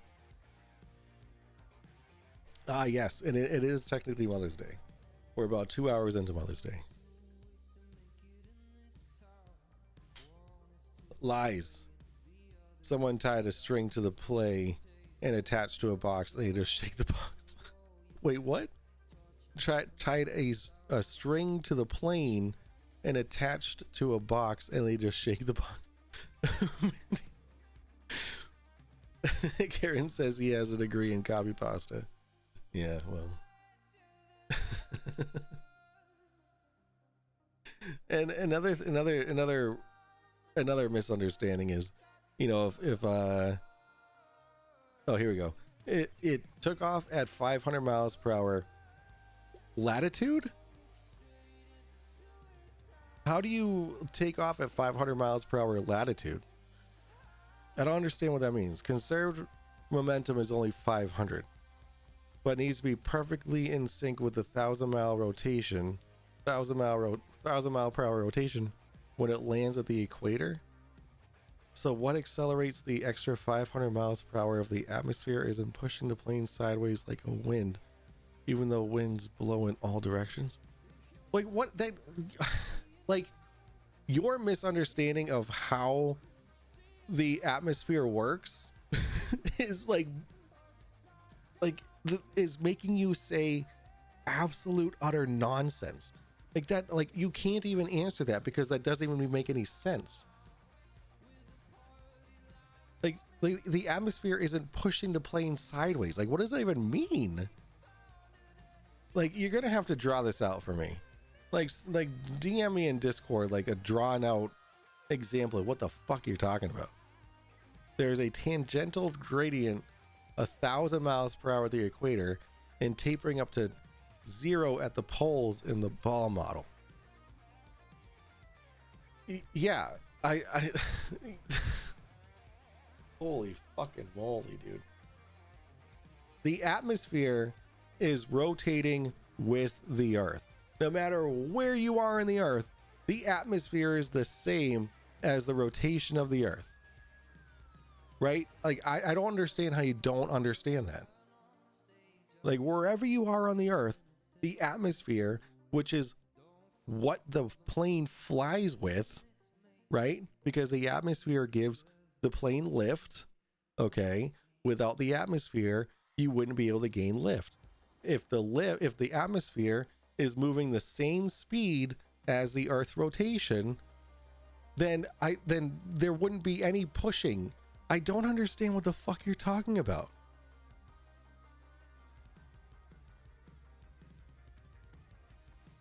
Yes, this is about you not understanding it. Because you don't understand it. You don't understand how physics works. You're like, oh, I know the physics, blah, blah, blah, but it doesn't work. For you to say it doesn't work means you don't understand it. Will you show the gifts if I DM that? Yes, absolutely. Abso-freaking-lutely. Go for it. Oh, I exited. New perspective. Here we go. All right, go ahead. I'm waiting for it. Show them to me. Go for it. Let me get a beer.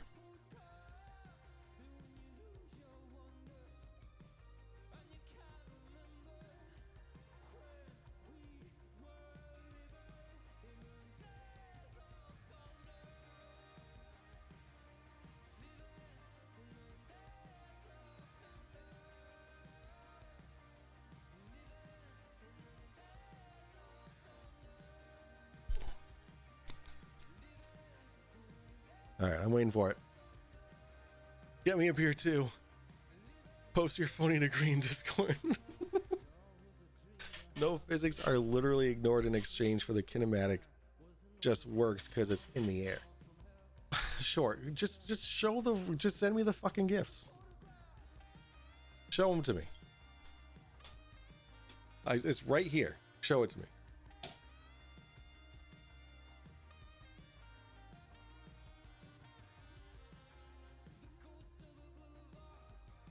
And I gotta admit, this whole kinematics shit is new, because I didn't hear about it until I started within the last couple months, I gotta say. But I never looked into what kinematics is, so I gotta look at it.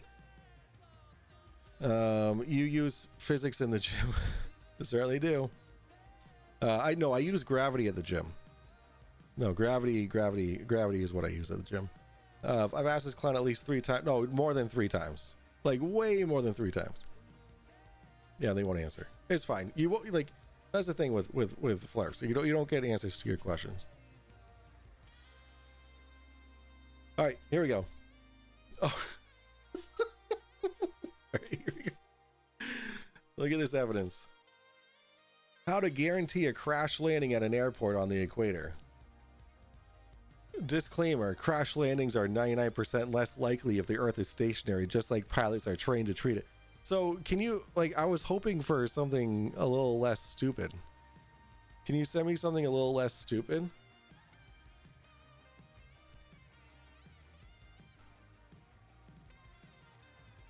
Like the plane is moving with the Earth, with the atmosphere, which is also rotating with the Earth. It's called bullshit, Mandy. 500 miles per hour assumed conserved momentum. Yeah, so why isn't the plane moving with the Earth, and why is the Earth moving that fast? Like the Earth doesn't spin that fast. The Earth rotates. Is measured in RPMs. How much LSD was involved in the making of this? Maybe he sent me another one that's a little less stupid. Oh, we did. Okay, here we go. All right. A pilot fact.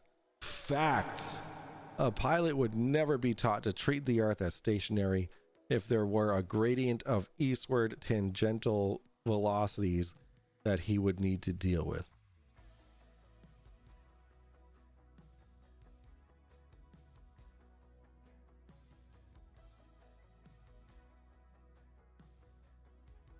What is this? I can't. I'm sorry. I don't understand what this is saying. So this is only hurting the flat Earth.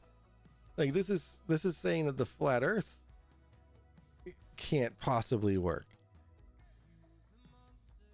Like how?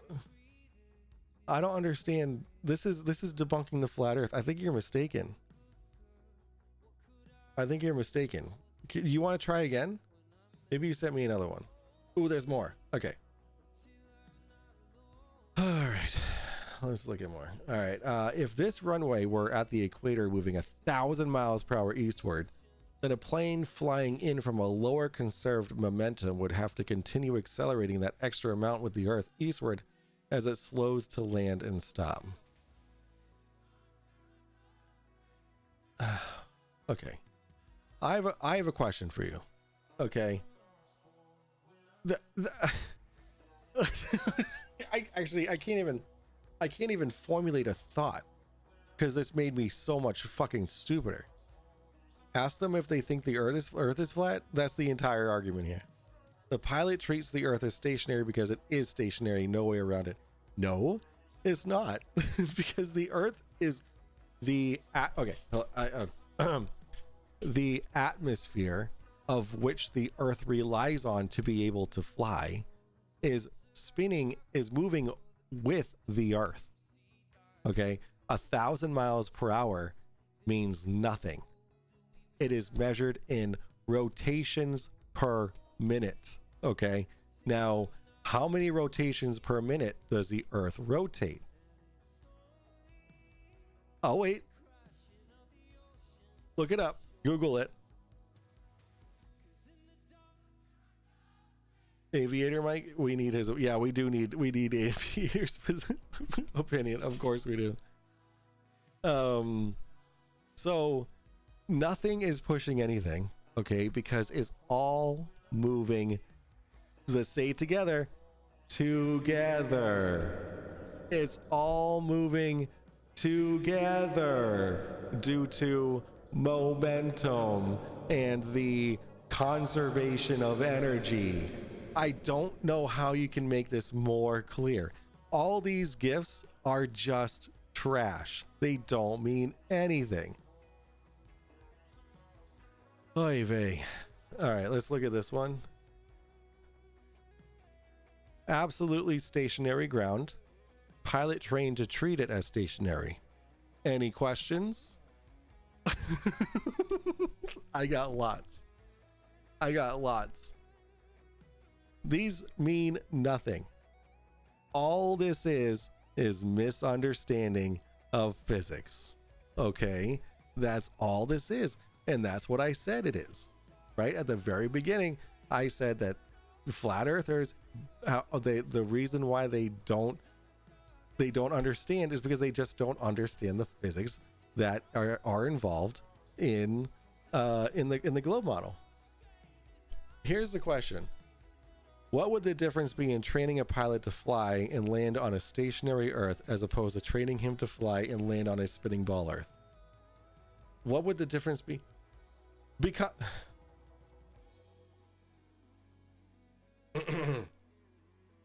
okay, I'm gonna do this one more time. You ready? Use your ears. Okay, are you listening with your listening ears? Okay, now I've already explained this to you. Okay, the air, the atmosphere, okay, moves with the Earth at the same speed as the Earth. Okay, are you with me? Okay, the plane uses the atmosphere to fly, okay, which also conserves the momentum of the Earth it was just on. Okay, so it's all moving together at the same speed. Are we together? Are we here now? Do you get it? Okay, so so when you're saying that they're trained to treat it as stationary, what I'm assuming that you mean is is when, what was it, NASA? So there is no difference in your answer. I mean I guess, right? Because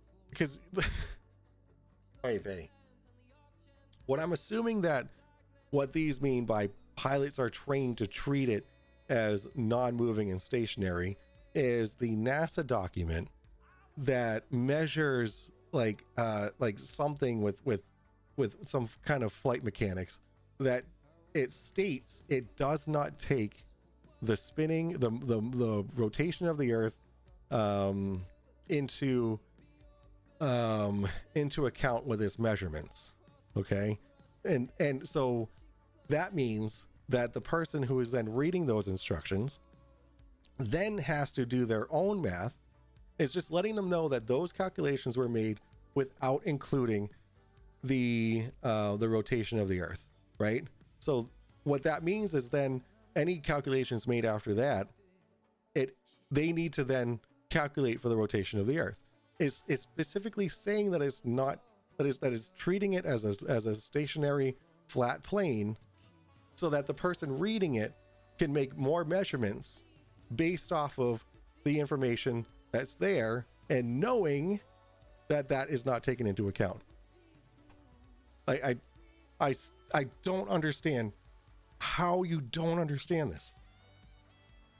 The conserved momentum was only 500 miles per hour. What does that mean? No, it's 1500 miles per hour in tangential speed.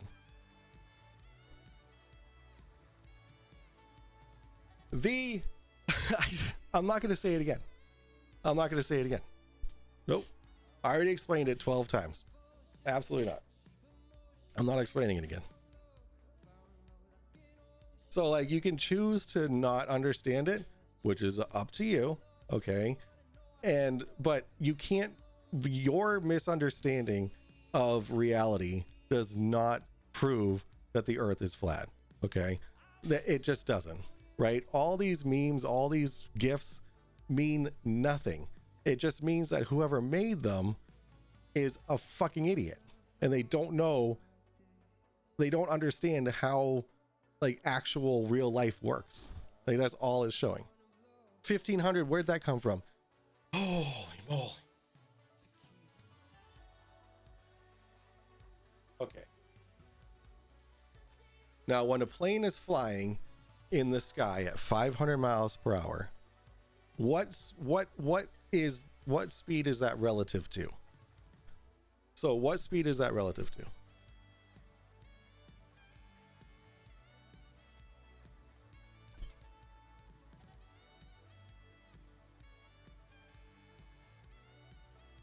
So that 500 miles per hour that the plane is flying is a speed relative to what?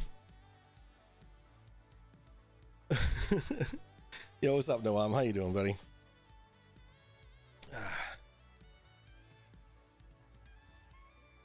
It just means you don't know the difference between kinematics and dynamics yet.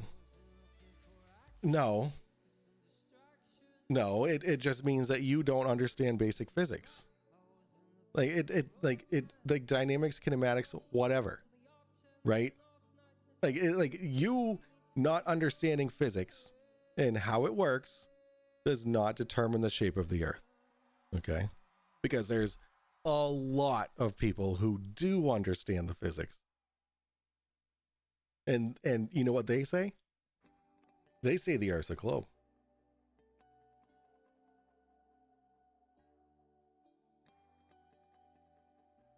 Ooh, the county fair.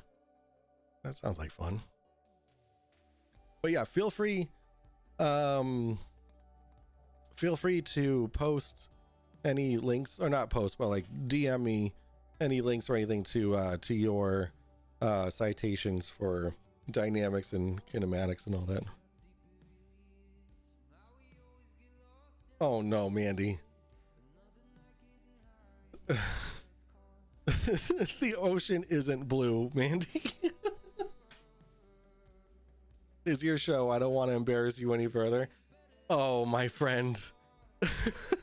All right, really quick. Really quick. We're gonna take a poll, okay? It's gonna be who is more who should be more embarrassed. I'm gonna put Mike or what's his name again? New Perspective. There you go. You guys can vote about who should be more embarrassed. All right, I'm gonna leave that running for 2 minutes. Oh, this should be fun.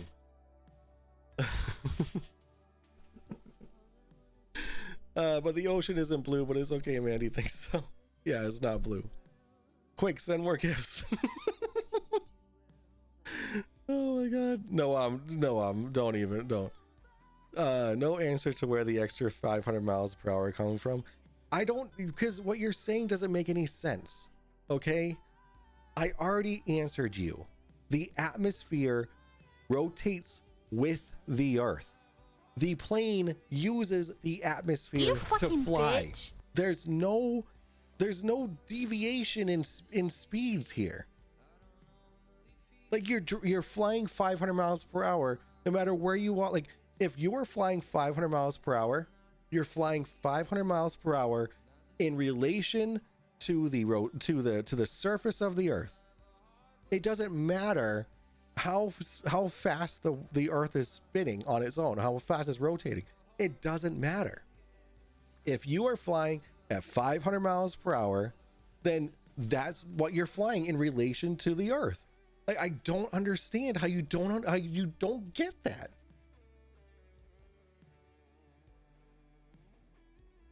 I think the earth is as the pilot is taught to treat it. Okay, Andy, when you were training how to be a pilot and how to fly planes and all that, were you taught to treat the earth as if it was a flat, non-rotating plane?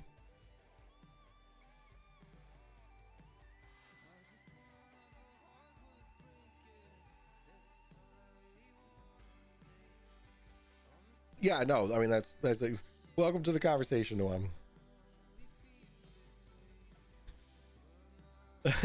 Andy, who's a trained pilot, says nope. So oh, look at that.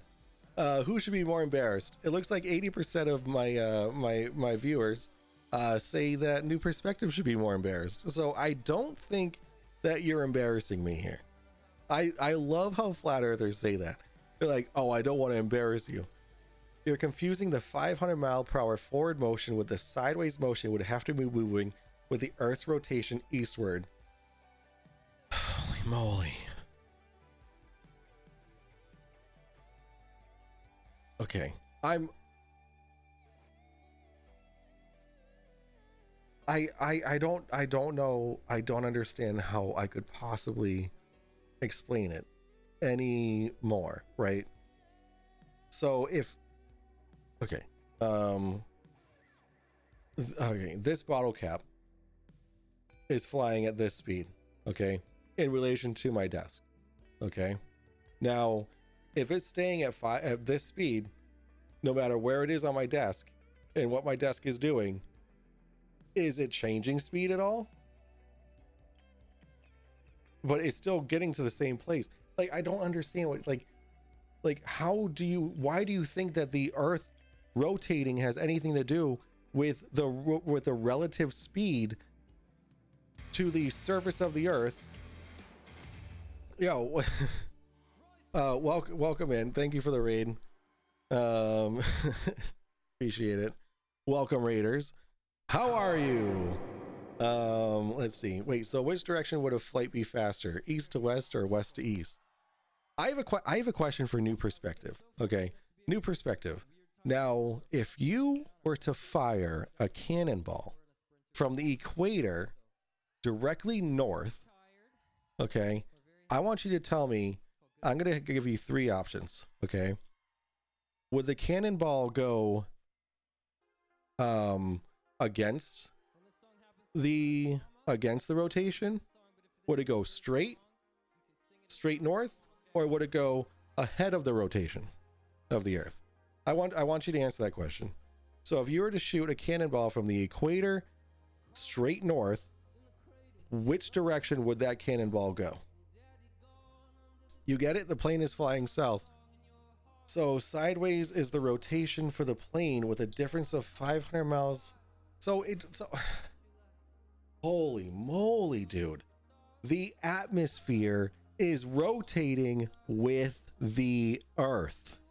Like, what do you like? It's not fighting against the rotation of the Earth. That's not how it works. Like, that's just a misunderstanding of how it works. Holy moly, get it through your brain. Everything is moving together. Everything is moving together. Things that are airborne are moving together with the atmosphere, with the rotation of the Earth. It doesn't matter which direction the Earth is rotating, it's all rotating together.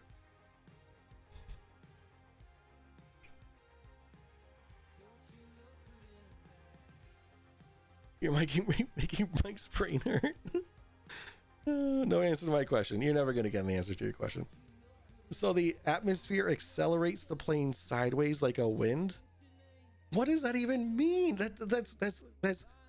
That's not understanding how physics works. The entire planet and everything in it is all rotating together. It's rotating together. So no matter what direction a plane is flying, it's still flying at the same relative speed to the Earth. Like it's all rotating together. You're not understanding how it works. Like it doesn't accelerate anything.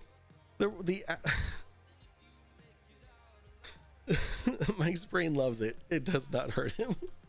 They don't give a fuck about the forces involved with flight. No, they just don't understand.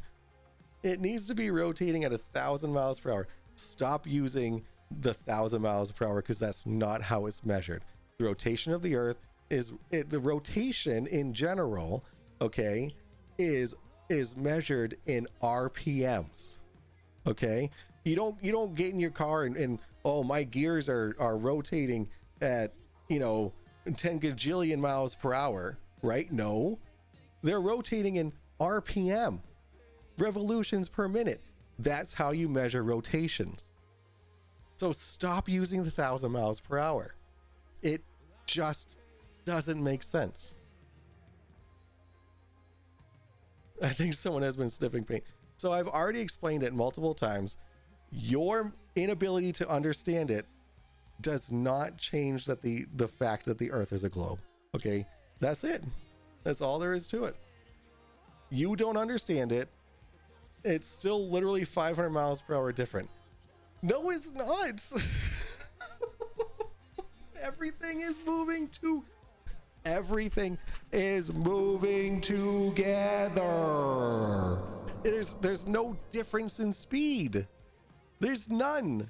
And for you to think that there is you saying, say it with me, I don't understand physics. There you go. We'll say it together. I don't understand physics. Boom. There you go, buddy. Doesn't matter how we measure rotation. It does when you want to make it sound like it's some ridiculous speed, because it's not. We move very slowly. 15 degrees per hour, mind you. Holy moly.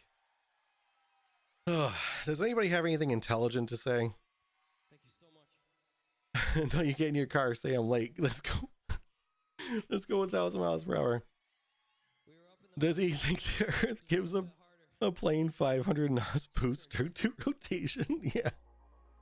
Because according to this meme, or this GIF or whatever, like, this makes sense to him, right?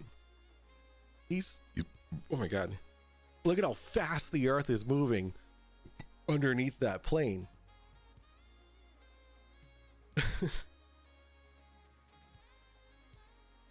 So he's saying because the Earth rotates this way, right? Like it's rotating, that the plane is getting pushed or something.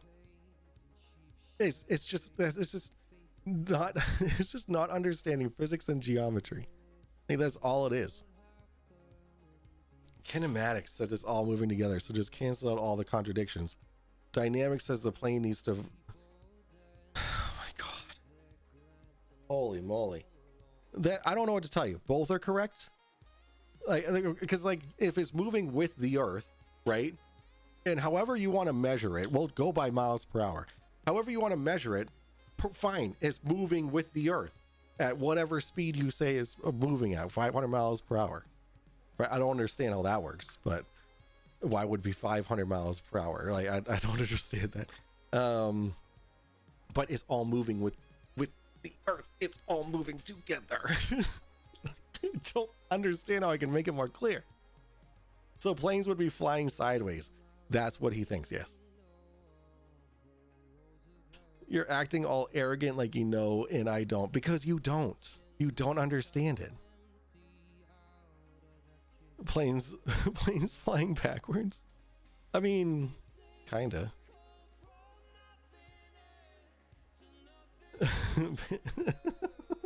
I promise you, a Cessna 150 from 1956 isn't going 1,000 miles per hour. Oh my God. Do you know what arrogant means? That's a big word. Oh man. We're not here to insult people, okay? All right, did I insult you at all? Or did I just tell you that you're wrong and an idiot? I don't know. But like the way, like, your understanding of kinematics and dynamics. So I with context clues, I'm kind of putting it together. Okay. Now, of what you mean by kinematics and whatnot. The plane must be perfect sync with the eastward rotation to treat the runway as completely stationary. No, it's all moving together. So it's not being in sync. It's just all moving together. Like, that's all it is. It's all moving together. There's nothing about being in sync.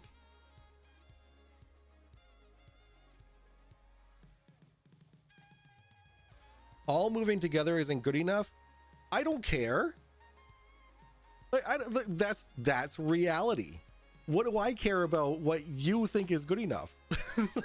like obviously, real life and like how things make sense, you're not grasping. So therefore, you say it's not good enough. I don't care. Like, what does that matter to me? Like, cool. It's not good enough for you. Perfect. Go pick up a fucking physics book.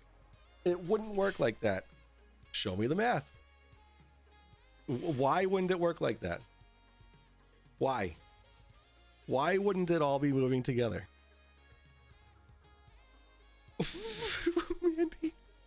Mandy, when a plane lands, the wheels are still rolling till it stops. Thank you for saying something intelligent. I appreciate that. Okay, so again, which way is faster, east to west or west to east? I mean, you would think with the way that this guy thinks, it would be, well, I mean, in reality, it wouldn't make a difference. But with this mentality of the dynamics and the kinematics or whatever, west to east, well, I mean, west to east would be faster. Do you know about inertial and non-inertial reference frames? Yes, I do. So like you saying it wouldn't work like that, and then bringing up things that you don't understand, like, because if you understood inertial and non-inertial reference frames, then you would understand how this works. Based on my past flying with the Earth, low highs, west to east is a little faster. Well, there you go. In reality, the jet stream makes a difference. Perfect. So do boats know they go to 1,000 miles per hour? That's the word I was looking for. Thank you. Like, does this only affect planes and not boats? I think we're talking. I think it would just be things where like the Earth would be rotating underneath it. You just don't get it. No, I'm sorry, sir. I'm sorry. It's not me that doesn't get it. It's not me that doesn't get it. Because the globe is real life. Okay. And these statements, like this GIF, that makes zero sense. This is showing that you don't get it. Okay. So you don't get it.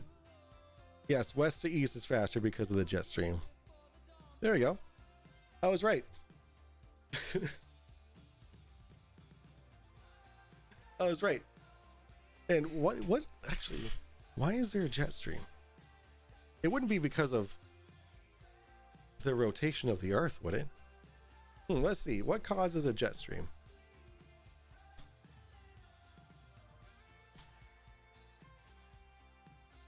If I could spell it right. Jet streams are fast-moving winds that form in the atmosphere where warm air masses meet cold air masses.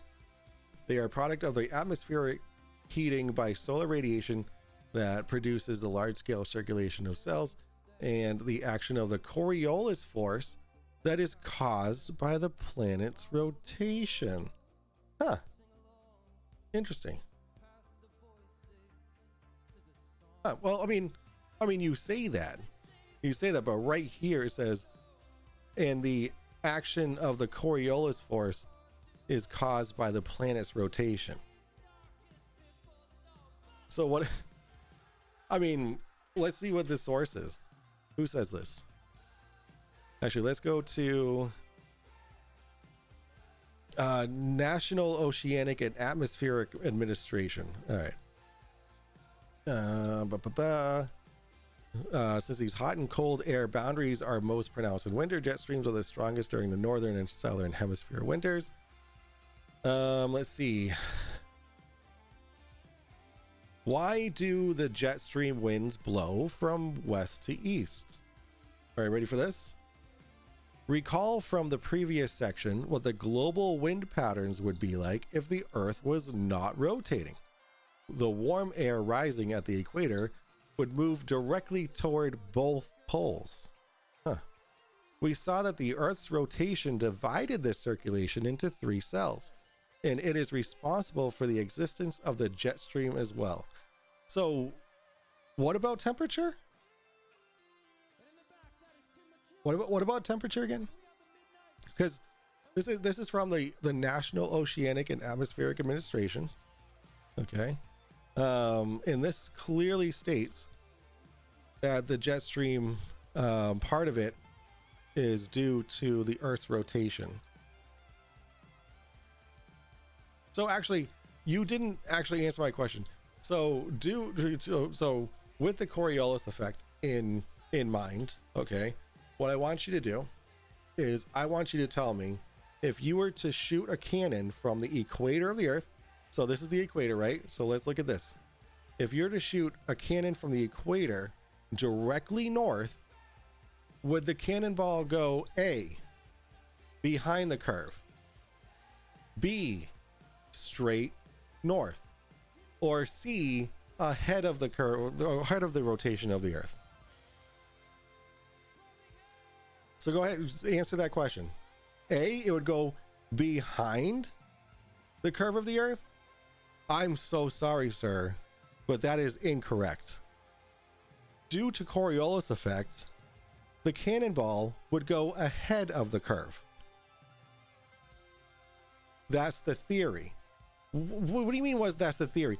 The Coriolis effect, the cannonball would go ahead of the curve of the Earth. Because the Earth is spinning, hold on. The Earth is spinning faster at the equator. So as it goes north, it doesn't spin as quickly, right? So it would go ahead of the curve of the Earth. You must be reading it wrong. Yes, that's right. I'm wrong. Okay, let's ask the internet.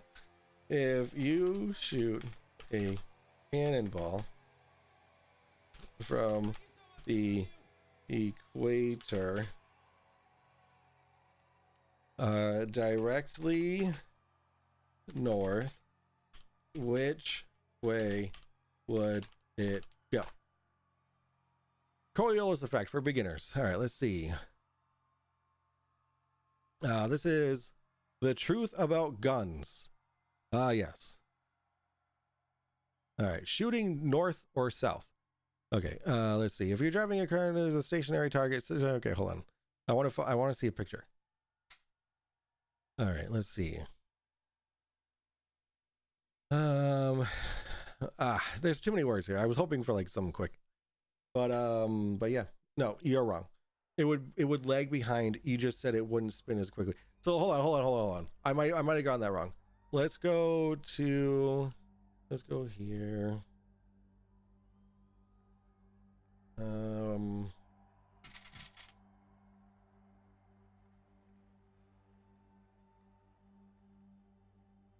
Oh my god, I got the pee so fucking bad.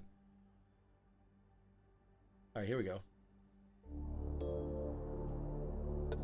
All right, let's see what Science Click has to say. Welcome back to Science Click. Today, the Coriolis force. All right. Motion. Looking towards the future, we can suppose that one day humans will make long journeys through space. Oh, this is good. It's the astronaut against the edge. Off the edge. All right, hold on. Now imagine that the astronaut throws the ball upwards. Let's look at the situation from the outside. When the wheel spins, each point follows a circle. These circles are faster when the point is far from the center, because it must travel a greater distance. When the astronaut holds the ball in his hand, it follows one of these circles with the appropriate speed. But when he throws the ball upwards, it gets closer to the axis of rotation. No! Here, it should move slower to follow the wheel, but since it has conserved its initial motion, the ball moves faster than the wheel, and it will therefore edge ahead and eventually fall in front of the astronaut. Hold on. There's a whole, okay. All right. Okay, so hear me out. This is what's going to happen, okay? The ego on this one. There is a clear explanation that FTFE uses to explain. That's actually one of the things that he would use. So this is Coriolis effect in, like, this isn't balance. If we wish to use this type of centrifuge in the future, we will therefore have to build one large enough so that the Coriolis effect is negligible for the passengers. Hold on. For instance, if we launch a projectile into the atmosphere, Due to the fact that the Earth rotates underneath, the trajectory it traces on the surface appears to be curved. Like the ball in the centrifuge, the projectile moves straight ahead, but when we measure it from the surface, which spins, its path seems distorted. Bum. Bum. You were wrong, bitch. The Coriolis effect also applies to the motion of air in the atmosphere, and explains why hurricanes spin in one direction in the northern hemisphere and in the opposite direction in the southern hemisphere. Interesting. All right, let's check my my DMs here. All right, let's see more fantastic. Oh my god. Okay, this is a lot of words. Coriolis defects. This is the most direct great circle route that would only be possible for a plane to meet its directly south. What the fuck is all this?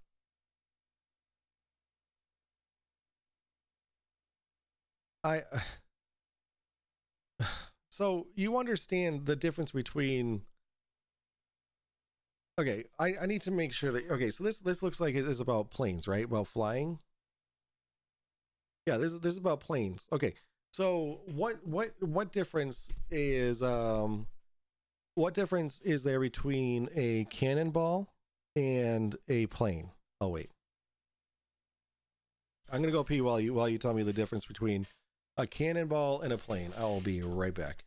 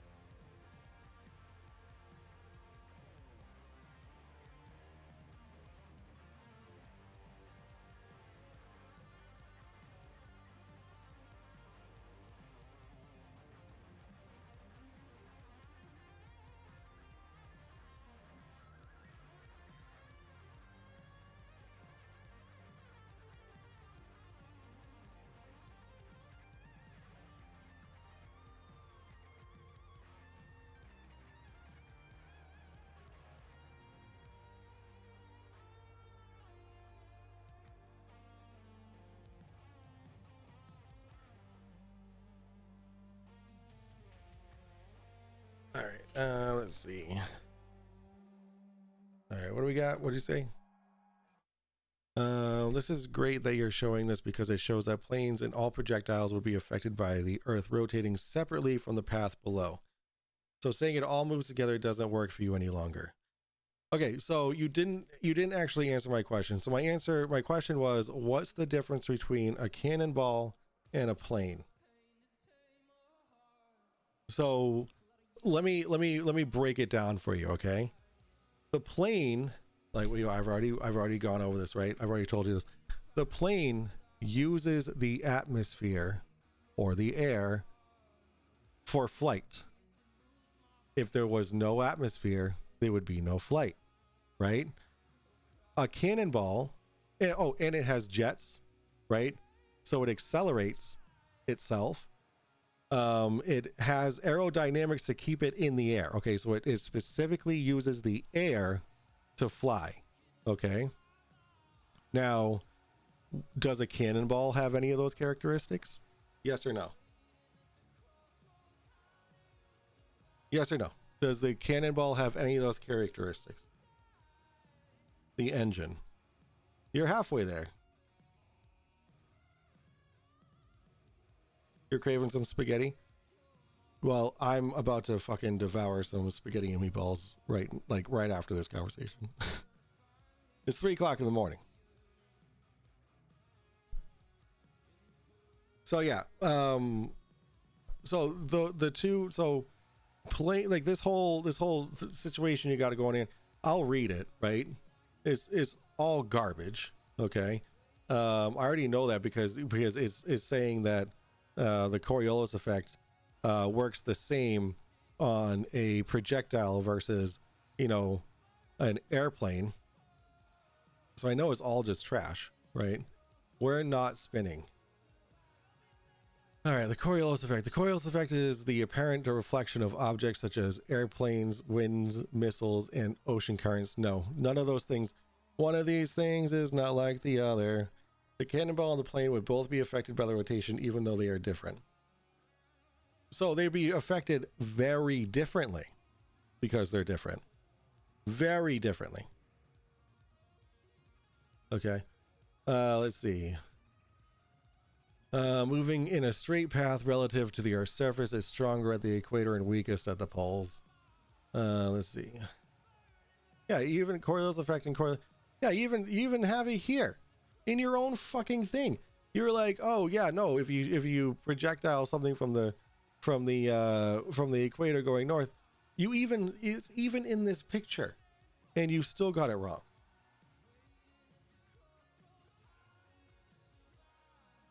Doesn't matter how differently the pilot Nev. What does that even mean? No, we're not banhammering them. Absolutely not. Give them hugs from me when they wake up. How's wifey and the baby? Oh, they're great. Never takes into account the rotation. Okay. Okay, cool. Because they're using the rotation of the Earth and the atmosphere that's rotating with it to fly. So I don't like, I'm not going to say it again. The shortest distance between 2 points. Like this is all like this is all like flat Earth, like copy pasta. Like look at this. This is fantastic. Like this is exactly what you'd assume from a flat earther when they say. Like it's just misunderstandings and cartoon drawings that they have no idea what they're talking about. It's like, it's so good. I love it so much.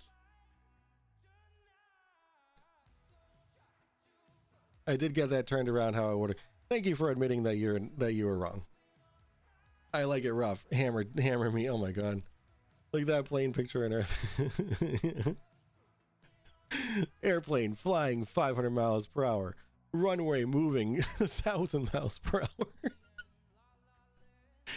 Like this like it's just, I knew I recognized this from somewhere.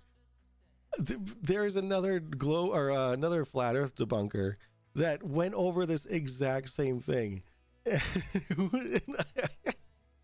This is like the one video that I remember watching and actually fucking dying laughing at.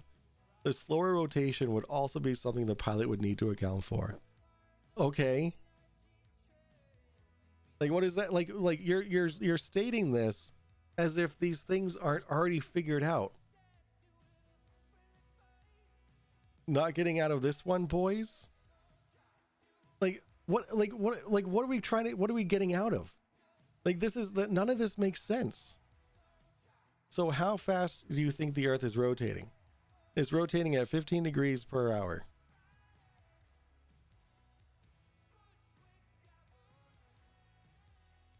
Let's see how many RPMs that is.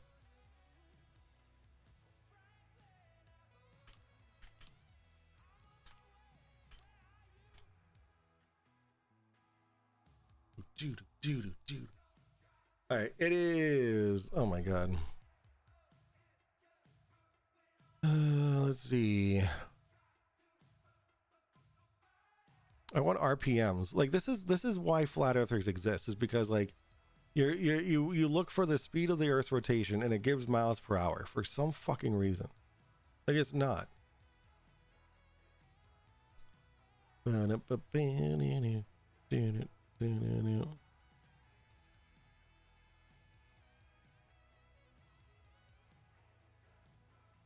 I want RPMs, not miles per hour. Empirical tests. Oh, here we go. Earth's rotation implies that the equator bulges and the geographical poles are flattened in this Principia. Newton predicted this flattening would amount to 1 part in 230 and pointed to the pendulum. Measurements taken by Ricker in 1673 as corroboration of the change in gravity, but initial measurements of meridian lengths by Picard and blah, blah, blah, blah, blah, blah, blah, blah, blah. Blah, blah, blah, blah, blah. I just want to know the rotation in RPMs. It's like, so this is what they are. It's the angular speed of Earth's rotation in inertial space is 7.292 and then 115. It's really fucking slow. It's really fucking slow. RPMs doesn't take away the difference of 1,000 miles per hour of the equator, tapering up to 0 miles per hour of the poles. Cool. Like, what is that? So yeah, it's figured out. It's stationary. But okay, so how would the Coriolis effect be in existence if the Earth is stationary? Like, that doesn't make any sense. The pilot is trained to treat it as completely stationary because everything moves together. Fucking A, dude. Like if a plane is using the atmosphere in the air to move and to stay elevated, then it's going to stay with the atmosphere. Like, I don't understand. I can't. And like you're saying, oh, Coriolis effect exists, but the Earth is stationary and doesn't rotate.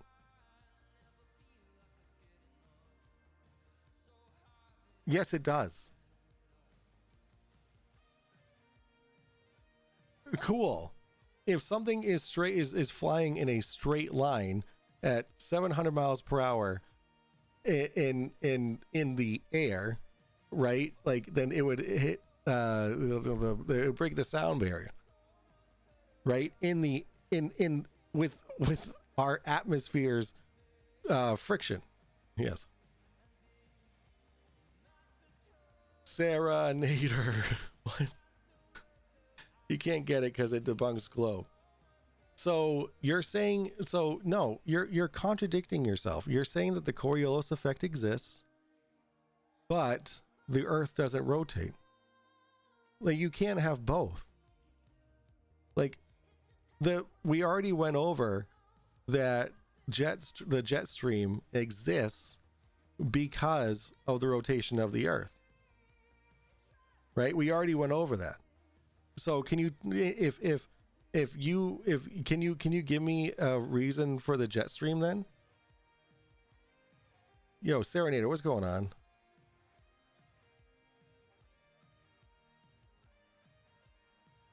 You can't get it because it debunks the globe. Mike is a new science guy. No, I'm not. No, I'm not. It's 3 o'clock in the morning. I gotta go to bed. Like, these contradictions are just fan-fucking-tastic. No, the pilot would need to account for the rotation, but he doesn't. A, are you a pilot? Do you know that for a fact? B, why? If the plane is using the atmosphere to fly and it's moving with the atmosphere, specifically because of the way it's designed, why would the rotation of the Earth affect that as greatly as a cannonball, which has no aerodynamic attributes to it whatsoever, is affected by Coriolis effect? A plane is not a projectile. Okay? A plane relies on the air it's flying in. And if the air is flying, is moving as quick as the Earth is rotating, then it is not going to be as affected by Coriolis effect as a projectile would be. Like figure it out. Okay, there you go. There's your answer. You don't understand. Okay, and your inability to understand does not make the Earth flat. Boom. I'm done. The atmosphere oh my god, dude, you're saying the same shit over and over again. I've already explained it to you. I'm not doing it again. Bye-bye. Good night. All right. I get no answers, Mandy. I'm not answering any more questions. Andy is a pilot. Andy, answer the question. He's already answered enough pilot questions for me. All right. Well, anywho, I gotta go to bed. I gotta call it. Holy moly. That was a lot of fun for me. I hope that was fun for you guys too. You're running away? No, it's 3 o'clock in the morning. I gotta go to bed. And I've already explained to you how things work. And you're just saying nah, right? That's Flat Earth's mantra is nah. Okay, so there you go. I gotta go to bed. So I got a baby that's gonna be up in 4 hours, if that. Yes, have a good night, Serenader. I know you just came in. Again, a Cessna 150 isn't going 1,000 miles per hour. It's not a freaking SR-71. All right. Thank you for following me. New perspective. I appreciate that. And let's see. Ralph Space 1 followed as well. Appreciate that. All right, that was 2 hours ago. Holy moly. I didn't even realize. All right, it's time for bed. Good night, guys. I'll see you guys. What's tomorrow? Sunday? I might not be on tomorrow, but we'll see.